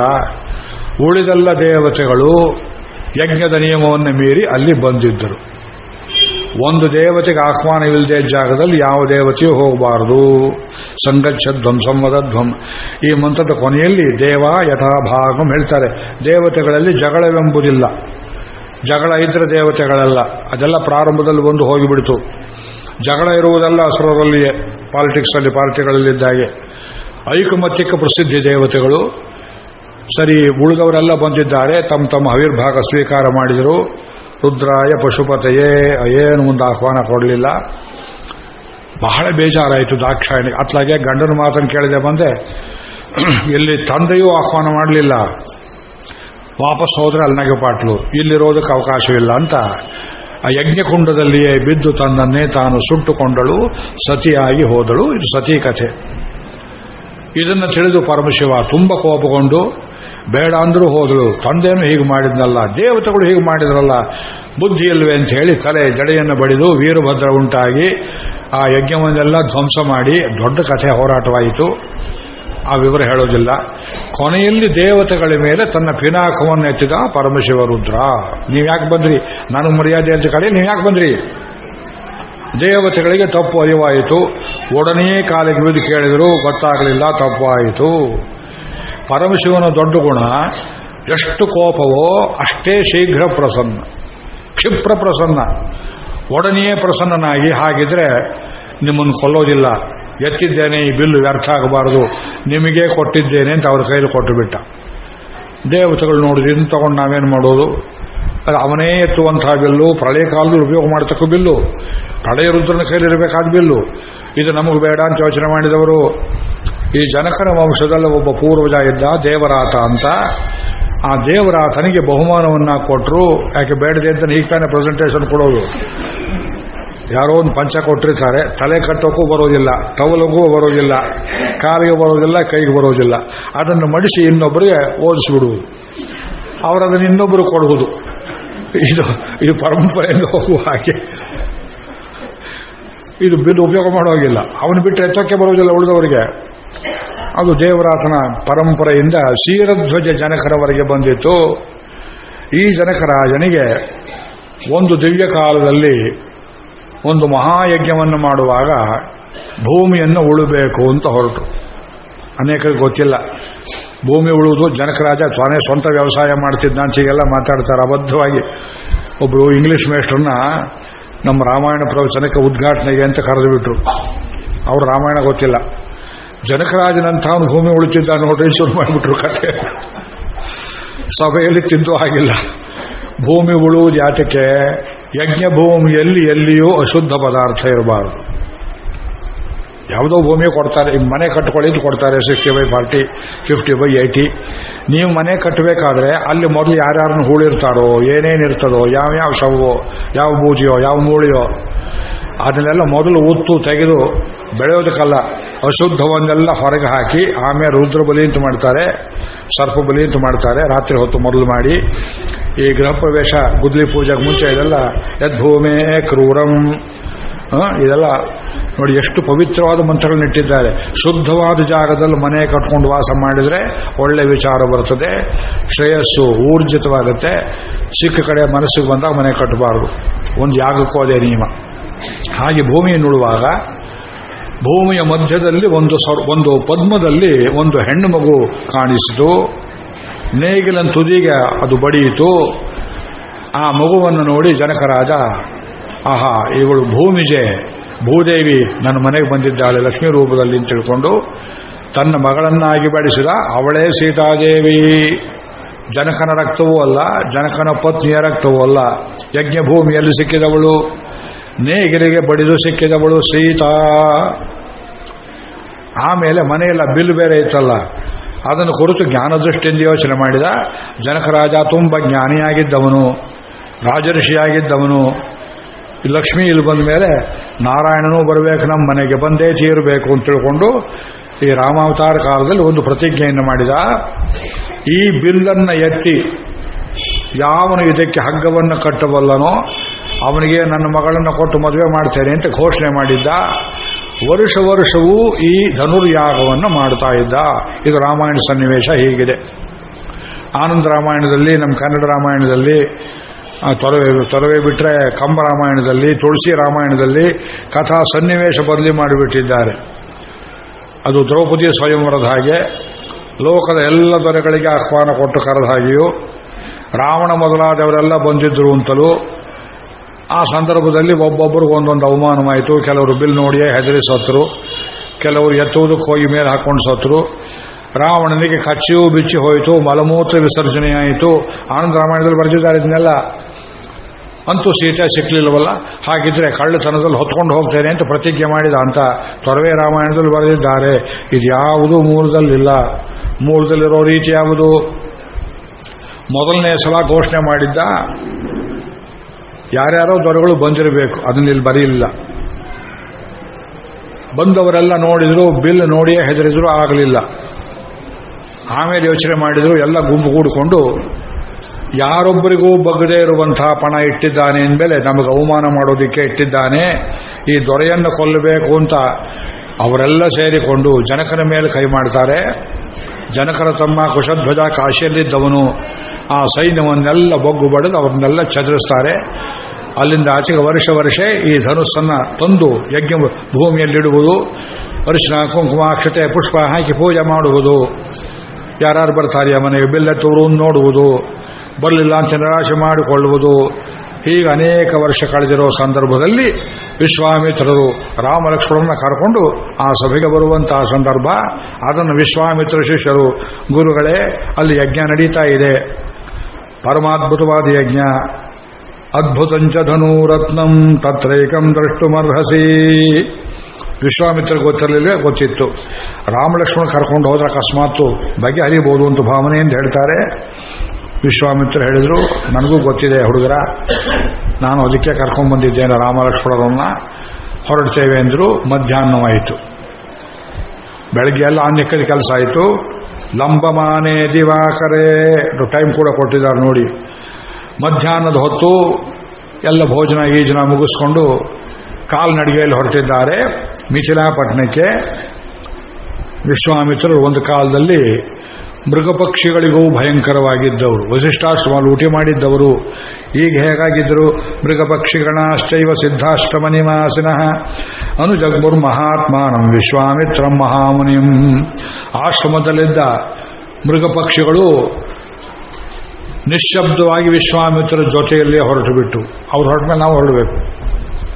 ಇವರೇನು ಮಾಡಿದರು? ನಿವರ್ತಯಾಮಾಸ ತತಃ ಪಕ್ಷಿ ಸಂಘಾನ್ ಮೃಗಾನಪಿ. ಒಂದೊಂದು ಜಿಂಕೆ, ಕಡವೆ ಪ್ರಾಣಿಗಳನ್ನು, ನವಿಲು, ಪಾರಿವಾಳ, ಗಿಣಿ ಮೊದಲಾದವನ್ನು ಬೆನ್ತಟ್ಟಿ ಮೃಗಗಳೇ, ಪಕ್ಷಿಗಳೇ, ಈಗ ಬೇಡ, ನಾ ಹೇಳ್ತೇನೆ ಅವಾಗ ಬರುವರಂತೆ, ನಾ ಬೇಗ ಬಂದು ಬಿಡ್ತೇನೆ, ನಾ ಬರೋ ತನಕ ಇಲ್ಲೇ ಇರಬೇಕು ಅಂತ ಅವುಗಳನ್ನೆಲ್ಲ ಒಡಂಬಡಿಸಿ ಆಶ್ರಮದಲ್ಲಿ ಬಿಟ್ಟು ಮುಂದಕ್ಕೆ ಹೋಗ್ತಾ ಇದ್ದಾರೆ. ಅಲ್ಲಿಂದ ಮಿಥಿಲಾಪಟ್ಟಣಕ್ಕೆ ಹೋಗುವಷ್ಟರಲ್ಲಿ ಅನೇಕ ಉಪಕಥೆಗಳು. ನಾನು ಯಾವ ಕಥೆಯನ್ನು ಹೇಳೋಕೆ ಹೋಗೋದಿಲ್ಲ, ಯಾಕೆ ರಾಮಾಯಣ ಕಥೆ ದೊಡ್ಡ ಕಥೆಯಾಗಿದೆ. ಕುಶನಾಭ ವೃತ್ತ ಅಂತ ನೋಡಿ, ಬ್ರಹ್ಮದತ್ತ ವಿವಾಹ, ವಿಶ್ವಾಮಿತ್ರ ವಂಶದ ಸಂಕ್ಷೇಪ ವರ್ಣನ, ಉಮಾಗಂಗಾ ವೃತ್ತ ಅಂತ ಎಷ್ಟು ಸುಲಭ ಉಪನ್ಯಾಸ ಮಾಡುವುದು, ಉಮಾಮಾಹಾತ್ಮ್ಯ, ಕುಮಾರೋತ್ಪತ್ತಿ, ಸಗರಪುತ್ರ ಜನ್ಮ, ಸಾಗರ ಖನನ, ಪೃಥ್ವೀಧಾರಣ, ಕಪಿಲ ದರ್ಶನ, ಸಗರಯಜ್ಞ ಸಮಾಪ್ತಿ, ಭಗೀರಥ ಪ್ರಯತ್ನ, ಗಂಗಾವತರಣ. ನೋಡಿದ್ರ ಎಲ್ಲ ಕಥೆ ಹೇಳಿಬಿಟ್ರು. ನಮ್ಗೆ ತಿಳಿಲಿಲ್ವಲ್ಲ, ಮತ್ತೆ ಅದೀಗ 1 ವರ್ಷ ಆಗುತ್ತೆ ಬಾಲಕಾಂಡ, ನಾನೇನು ಮಾಡಲಿ. ಈ ಕಥೆ ಹೇಳ್ತಾ ಅಮೃತೋತ್ಪತ್ತಿ, ಈ ಸಮುದ್ರ ಮಥನ ಮಾಡಿದ ವೃತ್ತ ಅಂತ, ದಿತಿ ಗರ್ಭವನ್ನ ಇಂದ್ರ ಭೇದನ ಮಾಡಿದ್ದು ಮಾರುತೋತ್ಪತ್ತಿ, ವಿಶಾಲಾಗಮನ ವೃತ್ತ ಅಂತ ಹೇಳ್ತಾ ವಿಶ್ವಾಮಿತ್ರರು ರಾಮಲಕ್ಷ್ಮಣರೊಡನೆ ಇನ್ನೇನು ಅಲ್ಲಿ ದೂರದಲ್ಲಿ ಮಿಥಿಲಾಪಟ್ಟಣ ಕಾಣಿಸ್ತಾ ಇದೆ. ಅದರ ಹೊಳವಲಯದಲ್ಲಿ ಒಂದು ದೊಡ್ಡ ಉದ್ಯಾನ, ಬಹಳ ಸುಂದರವಾದ ತೋಟ, ಅದರ ಮಧ್ಯದಲ್ಲಿ ಒಂದು ಆಶ್ರಮ, ಒಳ್ಳೆಯ ತಿಳಿಗೊಳ, ಒಳ್ಳೆಯ ಸುಸ್ಥಿತಿಯಲ್ಲಿರ್ತಕ್ಕಂಥ ಆಶ್ರಮ, ಅದರ ನಿರ್ಜನ ಪ್ರದೇಶ. ಅದನ್ನು ನೋಡಿದ ರಾಮಪ್ರಭು ಗುರುಗಳನ್ನು ಕೇಳಿದ, ವಿಶ್ವಾಮಿತ್ರರೇ, ಇಲ್ಲಿ ಪಟ್ಟಣದ ಸಮೀಪದಲ್ಲಿದೆ ಇಷ್ಟು ಸುಂದರವಾದ ತೋಟ, ಆಶ್ರಮ ನೋಡಿದ್ರೆ ಇಷ್ಟು ಅಚ್ಚುಕಟ್ಟಾಗಿದೆ, ಮನುಷ್ಯರು ಬಿಟ್ಟು ಹೋಗಿದ್ದಾರೆ ಅಂತ ಹೇಳೋಕೆ ನಂಬೋದಕ್ಕಾಗೋದಿಲ್ಲ. ಆದರೆ ಒಂದು ಪಿಳ್ಳೆ ಮನುಷ್ಯರು ಕಾಣಿಸ್ತಾ ಇಲ್ಲ, ಏನು ಸಮಾಚಾರ ಅಂತ ಕೇಳಲಾಗಿ, ಓ ಇದರ ಕಥೆನೋ ಹೇಳ್ತೇನೆ ಅಂತ ಅವರು ಶುರು ಮಾಡ್ತಾರೆ. ಬಹಳ ದೊಡ್ಡ ಮರ್ಮ ಇರತಕ್ಕಂಥ ಕಥೆ ಇದು. ಅಹಲ್ಯ ಗೌತಮರಾಶ್ರಮ. ಗೌತಮ ಮಹರ್ಷಿಗಳು ಅನೇಕ ವರ್ಷಗಳ ಕಾಲ ಅಹಲ್ಯೆಯೊಡನೆ ಉಗ್ರ ತಪಶ್ಚರ್ಯೆಯಲ್ಲಿದ್ದಾಗ ಅವರಿಗೊಬ್ಬ ಮಗ ಆಗಲೇ ಹುಟ್ಟಿದ್ದ, ಅವನೇ ಶತಾನಂದ. ಅವನೀಗ ಜನಕರಾಜನ ಆಸ್ಥಾನದಲ್ಲಿ ಪುರೋಹಿತನಾಗಿದ್ದಾನೆ. ಅದಕ್ಕೆ ಮುಂಚೆ ನಡೆದಂಥ ಒಂದು ವೃತ್ತ ಅಂತ, ತುಂಬ ಸುಂದರವಾದ ಸ್ತ್ರೀ ಅಹಲ್ಯೆ. ಇವಳು ಪೂರ್ವದಲ್ಲಿ ಕ್ಷತ್ರಿಯ ಕನ್ಯೆ. ಆ ಗೋತ್ರದಲ್ಲಿ ಕೆಲವರು ಬ್ರಾಹ್ಮಣರಾದರು, ಕೆಲವರು ಕ್ಷತ್ರಿಯರಾಗಿ ಉಳಿದರು. ಇದನ್ನೆಲ್ಲ ವಿಷ್ಣು ಪುರಾಣಾದಿಗಳಲ್ಲಿ ಹೇಳಿದ್ದಾರೆ, ನಾನು ಹೆಚ್ಚು ಹೇಳೋಕೆ ಹೋಗೋದಿಲ್ಲ. ಆದರೆ ಒಳ್ಳೆಯ ತಪಸ್ಸಲ್ಲಿದ್ದಂಥ ಈ ಜೋಡಿ ದಂಪತಿಗಳ ಮನಸ್ಥೈರ್ಯವನ್ನು ಪರೀಕ್ಷೆ ಮಾಡುವುದಕ್ಕೆ ಇಂದ್ರ ಒಂದು ದಿವಸ ಮುನಿವೇಷಧರನಾಗಿ ಬಂದು ಇವಳ ಪಾತಿವ್ರತ್ಯವನ್ನು ಕೆಡಿಸಿದ. ಇಷ್ಟು ಕಥೆ ನೀವೆಲ್ಲ ಕೇಳಿದ್ದೀರಿ. ಇಲ್ಲಿ ಹೇಳ್ತಕ್ಕ ಪ್ರಶ್ನೆ ವೇದವಿದರಿಗೆ, ದೊಡ್ಡವರಿಗೆ, ಸ್ವಲ್ಪ ತಿಳಿದ ನನ್ನಂಥವರಿಗೆ, ಇಂದ್ರ ಇವಳ ಪಾತಿವ್ರತ್ಯವನ್ನು ಕೆಡಿಸಿದ್ದು ಇದು ದೋಷ ಅಂತಾಗಿದ್ದರೆ ಇದನ್ನ ಅವನ ಸ್ತುತಿಯನ್ನಾಗಿ ವೇದದಲ್ಲಿ ಯಾತಕ್ಕೆ ಬಳಸ್ತಾರೆ? ಅಹಲ್ಯಾಯೈ ಜಾರ, ಅಹಲ್ಯೆಗೆ ಜಾರನಾದವನೇ ಎಂಬುದಾಗಿ ಇದನ್ನು ಗೌರವಾರ್ಥದಲ್ಲಿ ಯಾತಕ್ಕೆ ಕರೀತಾರೆ ಅನ್ನೋದಕ್ಕೆ ವೈದಿಕರು ಉತ್ತರ ಹೇಳಬೇಕು. ಪುರಾಣದಲ್ಲಿ ಬಂದಿದೆ, ರಾಮಾಯಣದಲ್ಲಿ ಬಂದಿದೆ, ಸಂಬಂಧ ಇಲ್ಲ ಅಂದರೆ ಹಾಗಿದ್ರೆ ರಾಮಾಯಣ ವೇದವಾಕ್ಯವಾಗುತ್ತೆ. ವೇದಕ್ಕೂ ಅದಕ್ಕೂ ಸಮನ್ವಯವನ್ನು ಮಾಡಬೇಕು. ಇದು ಒಂದೇ ಅಲ್ಲ. ಅಗ್ನಿಗೆ ಜಾರ ಅನ್ನುವ ಶಬ್ದ ಜಾರಕ್ಕ ನೀನಾಂ. ಈ ಗೋಪಿಕಾ ಗೀತೆ ಅಂತ ಒಂದು ಗ್ರಂಥಕ್ಕೆ ಇಂಗ್ಲಿಷ್ನಲ್ಲಿ ನಾನೊಂದು ವ್ಯಾಖ್ಯಾನ ಬರೆದೆ. ಅದರ ಮುನ್ನುಡಿಯಲ್ಲಿ ಈ ವಿಷಯಗಳನ್ನೆಲ್ಲ ಪ್ರಸ್ತಾಪ ಮಾಡಿದ್ದೇನೆ. ಕೃಷ್ಣಾವತಾರದಲ್ಲಿ ಬರತಕ್ಕಂಥ ಜಾರ ಶಬ್ದ, ವೇದದಲ್ಲಿ ಬರುವ ಜಾರಕ್ಕ ನೀನಾಂ ಪಿತುಷ್ಪಿತ, ತಂದೆಗೆ ತಂದೆ ಅಂತಿದೆ ಒಂದು ಕಡೆ ಅರ್ಥ.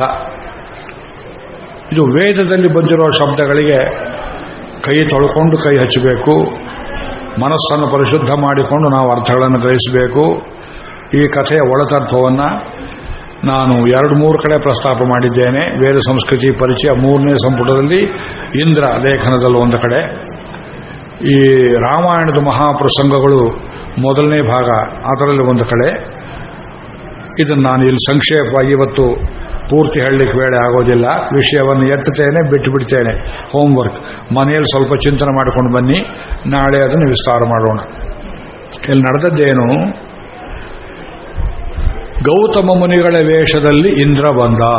ಈಗ ನಿಮಗೆ ನಾನು ಸ್ವಲ್ಪ ನಿಧಾನವಾಗಿ ತುತ್ತು ಉಣಿಸ್ತೇನೆ, ಒಂದೇ ಸಲ ಕೇಳಿದ್ರೆ ತಲೆ ಹತ್ತೋದಿಲ್ಲ. ವೈದಿಕ ಮರ್ಮ. ವಯಸ್ಸಾಗಿದೆ ದಂಪತಿಗಳಿಗೆ. ಗೌತಮರೇನು ಮಾಡಿದರು, ಎಂದಿನಂತೆ ಉಷಕಾಲಕ್ಕೆ ಪೂರ್ವದಲ್ಲಿಯೇ ಎದ್ದು ಸ್ನಾನ ಮಾಡುವುದಕ್ಕೆ ಅಂತ ಹೊರಟ್ರೆ ನೋಡಿ ಕಥೆ ಹೇಳ್ತದೆ, ಅವರ ವೇಷದಲ್ಲಿಯೇ ಇಂದ್ರ ಅಥವಾ ಅವರನ್ನ ಮೇಲೆ ಏರಿಕೊಂಡೇ ಇಂದ್ರ ಆಶ್ರಮದೊಳಕ್ಕೆ ಮತ್ತೆ ಬಂದ. ಮೊದಲು ಅಹಲ್ಯೆಗೆ ಇದು ಗಂಡ ಬಂದಿದ್ದಾನೆಯೇ ಇಂದ್ರ ಬಂದಿದ್ದಾನೆ ಅಂತ ಗೊತ್ತಾಗಲೇ ಇಲ್ಲ, ರೂಪ ಒಂದೇ ಇತ್ತು. ಆದರೆ ಆ ಮುನಿಯ ಬಾಯಲ್ಲಿ ಬಂದ ಒಂದು ಮಾತಿನಿಂದ ಇವನು ಗಂಡ ಅಲ್ಲ ಇಂದ್ರ ಅಂತ ಪತ್ತೆ ಮಾಡಿದಳು. ಮುನಿವೇಷದಲ್ಲಿದ್ದ ಇಂದ್ರ ಹೇಳಿದ ಮಾತು ಯಾವುದು ಅಂದರೆ, ಋತುಕಾಲಂ ಪ್ರತೀಕ್ಷಂತೆ ನಾರ್ಥಿನ ಸುಸಮಾಹಿತೆ. ಈ ಕನ್ನಡ ತಮಿಳು ಬೇರೆ ರಾಮಾಯಣಗಳಲ್ಲಿ ಈ ಮರ್ಮವೇ ಇಲ್ಲ. ಇಷ್ಟು ಜನ ಓದಿದ್ದಾರೆ, ಬರೆದಿದ್ದಾರೆ, ಕುವೆಂಪು ಕೂಡ ಬರೆದಿದ್ದಾರೆ, ಮುಟ್ಟೇ ಇಲ್ಲ. ಒಬ್ಬರ ಹತ್ರ ಕೇಳಿ ವಿಷಯ ತಿಳ್ಕೊಂಡು ಮಾಡಿ. ನೀವು ಕನ್ನಡದಲ್ಲಿ ಎಷ್ಟು ಜನ ಓದ್ತಾರೆ, ಎಚ್ಚರಿಕೆಯಿಂದ ಬರೀಬೇಕು. ಆ ಗೌತಮರ ಬಾಯಲ್ಲಿ ಒಂದು ಮಾತು, ಎಲೈ ಸ್ತ್ರೀಯೇ, ಯಾವ ಪುರುಷನಿಗೆ ಕೇವಲ ಕಾಮೇಚ್ಛೆ ತೃಪ್ತಿಯಾಗುವುದಿರ್ತದೆಯೋ ಅವನಿಗೆ ಋತುಕಾಲದಲ್ಲಿ ಮಾತ್ರ ಪತ್ನಿ ಸಂಗಮ ಎಂಬ ನಿಯಮ ಇಲ್ಲ. ಈಗಂದ್ರೇನು? ಈಗಿನ ಜನಕ್ಕೆ ಇದನ್ನು ಬಿಡಿಸಿ ಹೇಳಬೇಕು. ಸ್ತ್ರೀಯರಿಗೆ ತಿಂಗಳಲ್ಲಿ 3 ದಿವಸ ಹೊರಗಿರುವುದು ಅಂತ ಒಂದು ಪದ್ಧತಿ ಉಂಟು. ಕೆಲವರು ಇರ್ತಾರೆ, ಕೆಲವರು ಇರೋದಿಲ್ಲ, ಅದು ಬೇರೆ ವಿಷಯ. ಇದಕ್ಕೆಲ್ಲ ವೇದೋಕ್ತವಾದ ಧರ್ಮ, ಇದೆಲ್ಲ ಬಹಳ ದೊಡ್ಡ ಕಥೆಗಳು ಯಜುರ್ವೇದದಲ್ಲಿವೆ. ಇದೆಲ್ಲ ಹೇಳೋದಕ್ಕೆ ಇದು ಬೇಳೆಯಲ್ಲ, ಇರಲಿ. ಅವರಿಗೆ ತಿಂಗಳಲ್ಲಿ 3 ದಿವಸ ರಜಸ್ವಲರಾಗ್ತಾರೆ, ಋತುಮತಿಯರಾಗ್ತಾರೆ. ಆ ರಕ್ತಸ್ರಾವ ಎಲ್ಲ ಕಳೆದ ಮೇಲೆ ಅವರು ಮನೆಗೆ ಒಳಗೆ ಬಂದ ಮೇಲೆ ಗಂಡನಾದವನು ಅವಳನ್ನು ತೃಪ್ತಿಪಡಿಸಬೇಕು. ಪಡಿಸದೇ ಇದ್ರೆ ಅದು ಮಹಾಪಾತಕ. ಅಂಥ ಪಾತಕ ನನಗೆ ಬರಲಿ, ನಾನು ಇಷ್ಟಪಟ್ಟು ರಾಮನನ್ನು ಕಾಡಿ ಕಳಿಸಿದರೆ ಋತುಮತಿಯಾದ ಪತ್ನಿಯನ್ನು ಸೇರದೇ ಇರುವ ಗಂಡನ ಪಾಪ ನನಗೆ ಬರಲಿ ಅಂತ ಭರತ ಶಪಥವನ್ನು ಹಾಕ್ತಾನೆ. ಇದೇ ರಾಮಾಯಣದಲ್ಲಿದೆ ವಾಕ್ಯ. ಇದು ಧರ್ಮಶಾಸ್ತ್ರಕಾರರು ಹೇಳ್ತಾರೆ. ಅದರಲ್ಲಿ ಸಮದಿನಗಳು, ವಿಷಮ ದಿನಗಳು, ನಿಷಿದ್ಧ ತಿಥಿ, ವಾರ, ನಕ್ಷತ್ರಗಳನ್ನು ಬಿಟ್ಟು ಎಂಥ ಸಂದರ್ಭದಲ್ಲಿ ಪತ್ನಿಯನ್ನು ಕೂಡಿದರೆ ಗಂಡು ಸಂತಾನ ಆಗ್ತದೆ, ಹೆಣ್ಣು ಸಂತಾನ ಆಗ್ತದೆ, ಇದೆಲ್ಲ ತುಂಬ ಡೀಟೇಲ್ ಆಗಿ ಹೇಳಿದ್ದಾರೆ. ಗೈನಕಾಲಜಿಗಿಂತ ಹಳೆಯ ಶಾಸ್ತ್ರ ಇದು.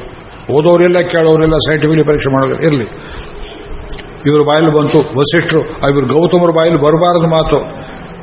ಎಲೆ ಅಹಲ್ಯೆ, ನನಗೆ ನಿನ್ನ ಸಂಗಮ ಬೇಕಾಗಿದೆ. ಈಗ ನೀನು ಋತುಮತಿಯಾಗಿ ಒಳಗೆ ಬಂದಿಲ್ಲ, ಆದರೂ ನನಗೆ ಸಂಗಮ ಬೇಕಾಗಿದೆ, ಋತುಕಾಲಕ್ಕೋಸ್ಕರ ಕಾಯಬೇಕಾಗಿಲ್ಲ ಅಂತ ಋಷಿಯ ಬಾಯಲ್ಲಿ ಬರಬಾರದ ಒಂದು ಮಾತನ್ನು ಕೇಳಿಯೂ ಇವನು ಇಂದ್ರ ಅಂತ ತಿಳ್ಕೊಂಡು ದೇವರಾಜ ಕುತೂಹಲಾತ್ ಮತಿಂಚಕಾರ ದುರ್ಮೇಧಾ ಒಡಂಬಟ್ಟಳು, ಸಂಗಮವನ್ನು ಮಾಡಿದಳು. ಆಮೇಲೆ ಇಂದ್ರ ಇಳಿದ, ಪಶ್ಚಾತ್ತಾಪವಾಯಿತು. ಕಥೆ ಅರ್ಥವಾಯಿತೆ. ಈ ಕಥೆಯ ತತ್ವ ಇಷ್ಟೇ. ಹೊರಗೆ ಹೋದವರು ಗೌತಮರೇ, ಒಳಗೆ ಬಂದವರು ಗೌತಮರೇ. ಪರಪುರುಷನ ಸಂಘವನ್ನು ಅವಳು ಮಾಡಲಿಲ್ಲ. ಇವರ ಮೇಲೆ ಇಂದ್ರ ಆವಾಹನೆಯಾಗಿತ್ತು, ಇಂದ್ರಿಯಾಧಿಷ್ಠಾನ ದೇವತೆ. ಪತ್ನಿ ಜೊತೆಯಲ್ಲಿಯೇ ಸಂಗಮವನ್ನು ಮಾಡಿದರು, ಪತಿ ಜೊತೆಯಲ್ಲಿಯೇ ಸಂಗಮ ಮಾಡಿದರು. ಇಬ್ಬರಿಗೂ ಪಾಪ ಉಂಟಾಯಿತು. ಯಾತಕ್ಕೆ? ಕಾಮೇಚ್ಛಾಪೂರ್ತಿಗೋಸ್ಕರ ಮಾಡಿದ್ದು. ಅದಕ್ಕೋಸ್ಕರ ಗೌತಮರು ತಮಗೆ ಪ್ರಾಯಶ್ಚಿತ್ತ ಹಿಮಾಲಯಕ್ಕೆ ಹೋಗಿ ತಪಸ್ಸು ಮಾಡಿದರು. ಪತ್ನಿಗೆ ಪ್ರಾಯಶ್ಚಿತ್ತ ಶೆಲೆಯಾಗು, ಅದೃಶ್ಯಳಾಗು, ಭಸ್ಮದಲ್ಲಿ ಮಲಗಿರು, ರಾಮಪಾದ ಸ್ಪರ್ಶ ಆಗೋ ತನಕ ನಿನಗೆ ಸ್ವರೂಪ ಬರದೇ ಇರಲಿ ಅಂತ ಹೇಳಿ ಇಂದ್ರನಿಗೂ ಶಾಪದಂತೆ ಕಾಣುವ ಒಂದು ಉಕ್ತಿಯನ್ನು ಇತ್ತರು. ಸಹಸ್ರಾಕ್ಷನಾಗುವಂತ ಅದು ಗೂಢಚರ್ಯ ಮಾಡುವುದಕ್ಕೆ ಇಂದ್ರನಿಗೆ 1000 ಕಣ್ಣಾಗಿ ವರವಾಗಿ ಪರಿಣಮಿಸಿತು. ಅದು ಶಾಪ ಅಲ್ಲ, ಇದು ತತ್ವ. ಇಷ್ಟು ನಾವು ವಿವರವಾಗಿ ಹೇಳಿದ್ರೆ ಜನರ ತಲೆಗೆ ಹೋಗೋದಿಲ್ಲ. ಆ ವ್ಯಭಿಚಾರವೇ ನಡೆಯಿತು. ಇಷ್ಟೇ ಪ್ರಶ್ನೆ. ವ್ಯಭಿಚಾರ ನಡೆದಿದ್ರೆ ಮುಚ್ಚಿಡಬೇಕಾದ ಕಥೆಯನ್ನು ಯಾಕೆ ಬಿಚ್ಚಿಟ್ಟಿದ್ದಾರೆ ರಾಮಾಯಣದಲ್ಲಿ? ದಯವಿಟ್ಟು ಹೇಳಿ ನೋಡೋಣ.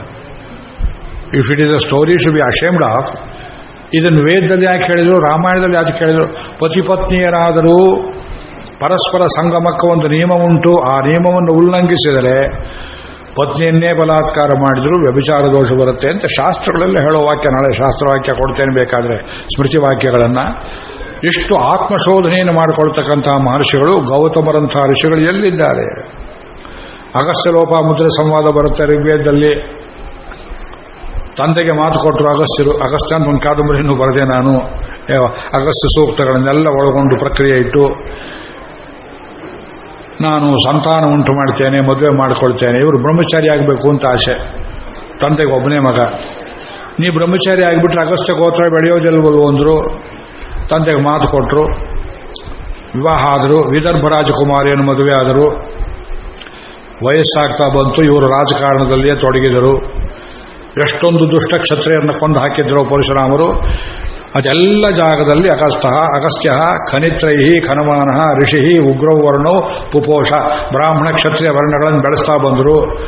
ಲೋಕ ಕಲ್ಯಾಣ ದೀಕ್ಷೆ ಇಟ್ಕೊಂಡವರಿಗೆ ಸಂಸಾರ ಗಮನಿಸೋದಕ್ಕೆ ವೇಳೆ ಇರೋದಿಲ್ಲ. ಲೋಪಾಮುದ್ರೆ ಹೇಳಿದರು, ತಂದೆಗೆ ಮಾತು ಕೊಟ್ಟಿದ್ದೀರಿ ಸಂತಾನ ಕೊಡ್ತೀನಿ ಅಂತ. ನಾನು ಮುದುಕಿ ಆಗ್ತಾ ಇದ್ದೇನೆ, ನೀವು ಮುದುಕರಾಗ್ತಾ ಇದ್ದೀರಿ. ಅವರು ಬ್ರಹ್ಮಚಾರ್ಯಾಶ್ರಮ ಶ್ರೇಷ್ಠ ಅಂತ, ಇವಳು ಗೃಹಸ್ಥಾಶ್ರಮ ಶ್ರೇಷ್ಠ ಅಂತ. ಇವರಿಬ್ಬರು ನಡೆದ ಸಂವಾದ ಋಗ್ವೇದದಲ್ಲಿ ಹತ್ತಿ ಕೂತಿದೆ ಮಹಾರಾಯರೇ. ಪತಿ ಪತ್ನಿಯರು ಪವಿತ್ರವಾದ ಮಾತುಗಳನ್ನು ಆಡ್ತಾರೆ. ಸಿಕ್ಕವರಿಗೆಲ್ಲ ವೇದ ಕೊಟ್ಟರೆ ಏನು ಅಪಾರ್ಥ ಆಗುತ್ತೆ ನೋಡಿ, ಯೋಚನೆ ಮಾಡಿ. ಸಿಕ್ಕವರಿಗೆ ರಾಮಾಯಣ ಕೊಡುವುದು ಕಷ್ಟವಾಗಿದೆ. ಇಷ್ಟು ಗೂಢವಾದ ಮರ್ಮಗಳನ್ನು ಒಳಗೊಂಡದ್ದು ಈ ಕಥೆ. ಹೆಚ್ಚಿನ ವಿವರಗಳನ್ನು ನಾಳೆ ತಮಗೆ ಒದಗಿಸ್ತೇನೆ. ಆಶ್ರಮಕ್ಕೆ ರಾಮಚಂದ್ರ ಕಾಲಿಟ್ಟ ಕೂಡಲೇ ಶಿಲಾರೂಪದಲ್ಲಿದ್ದಳು ಇವಳು ಅಹಲ್ಯೆ ಅಂತ ಹೇಳ್ತಾರೆ ಪಾದ್ಮಾದಿ ಪುರಾಣಗಳಲ್ಲಿ. ಅದೃಶ್ಯಳಾಗಿದ್ಲು ಅಂತ ರಾಮಾಯಣ ಹೇಳಿದ್ದಾರೆ. ಸಮನ್ವಯ ಮಾಡಿ ತೋರಿಸೋಣ. ಅವಳಿಗೆ ನಿಜ ಸ್ವರೂಪ ಉಂಟಾಗಿ ರಾಮನಿಗೆ ಸತ್ಕಾರಾದಿಗಳನ್ನು ಮಾಡ್ತಾಳೆ. ಆ ಹೊತ್ತಿಗೆ ಅಲ್ಲಿ ಗೌತಮರು ಬಂದು ಪತಿ ಪತ್ನಿಯರು ಇಬ್ಬರೂ ಸೇರಿಕೊಂಡು ರಾಮನಿಗೆ ಮಂಗಳಾಶಾಸನ ಮಾಡ್ತಾರೆ ಎಂಬುದಕ್ಕೆ ಇವತ್ತು ಮಂಗಳಾಶಾಸನ. ಮಂಗಳಂ ಕೋಸಲೇಂದ್ರಾಯ ಮಹನೀಯ ಗುಣಾಬ್ಧಯೇ ಚಕ್ರವರ್ತಿ ತನೂಜಾಯ ಸಾರ್ವಭೌಮಾಯ ಮಂಗಳಂ. ಸ್ವಸ್ತಿ ಪ್ರಜಾಭ್ಯ ಪರಿಪಾಲಯಂತಾಂ ನ್ಯಾಯೇನ ಮಾರ್ಗೇಣ ಮಹಿಂ ಮಹಿಷಾಃ. ಗೋಬ್ರಾಹ್ಮಣೇಭ್ಯಃ ಶುಭಮಸ್ತು ನಿತ್ಯಂ. ಲೋಕಾಃ ಸಮಸ್ತಾಃ ಸುಖಿನೋ ಭವಂತು. ಮಂಗಳಂ ಮಂಗಳಂ ಮಂಗಳಂ. ನಿತ್ಯಶ್ರೀರ್ನಿತ್ಯಮಂಗಳಂ.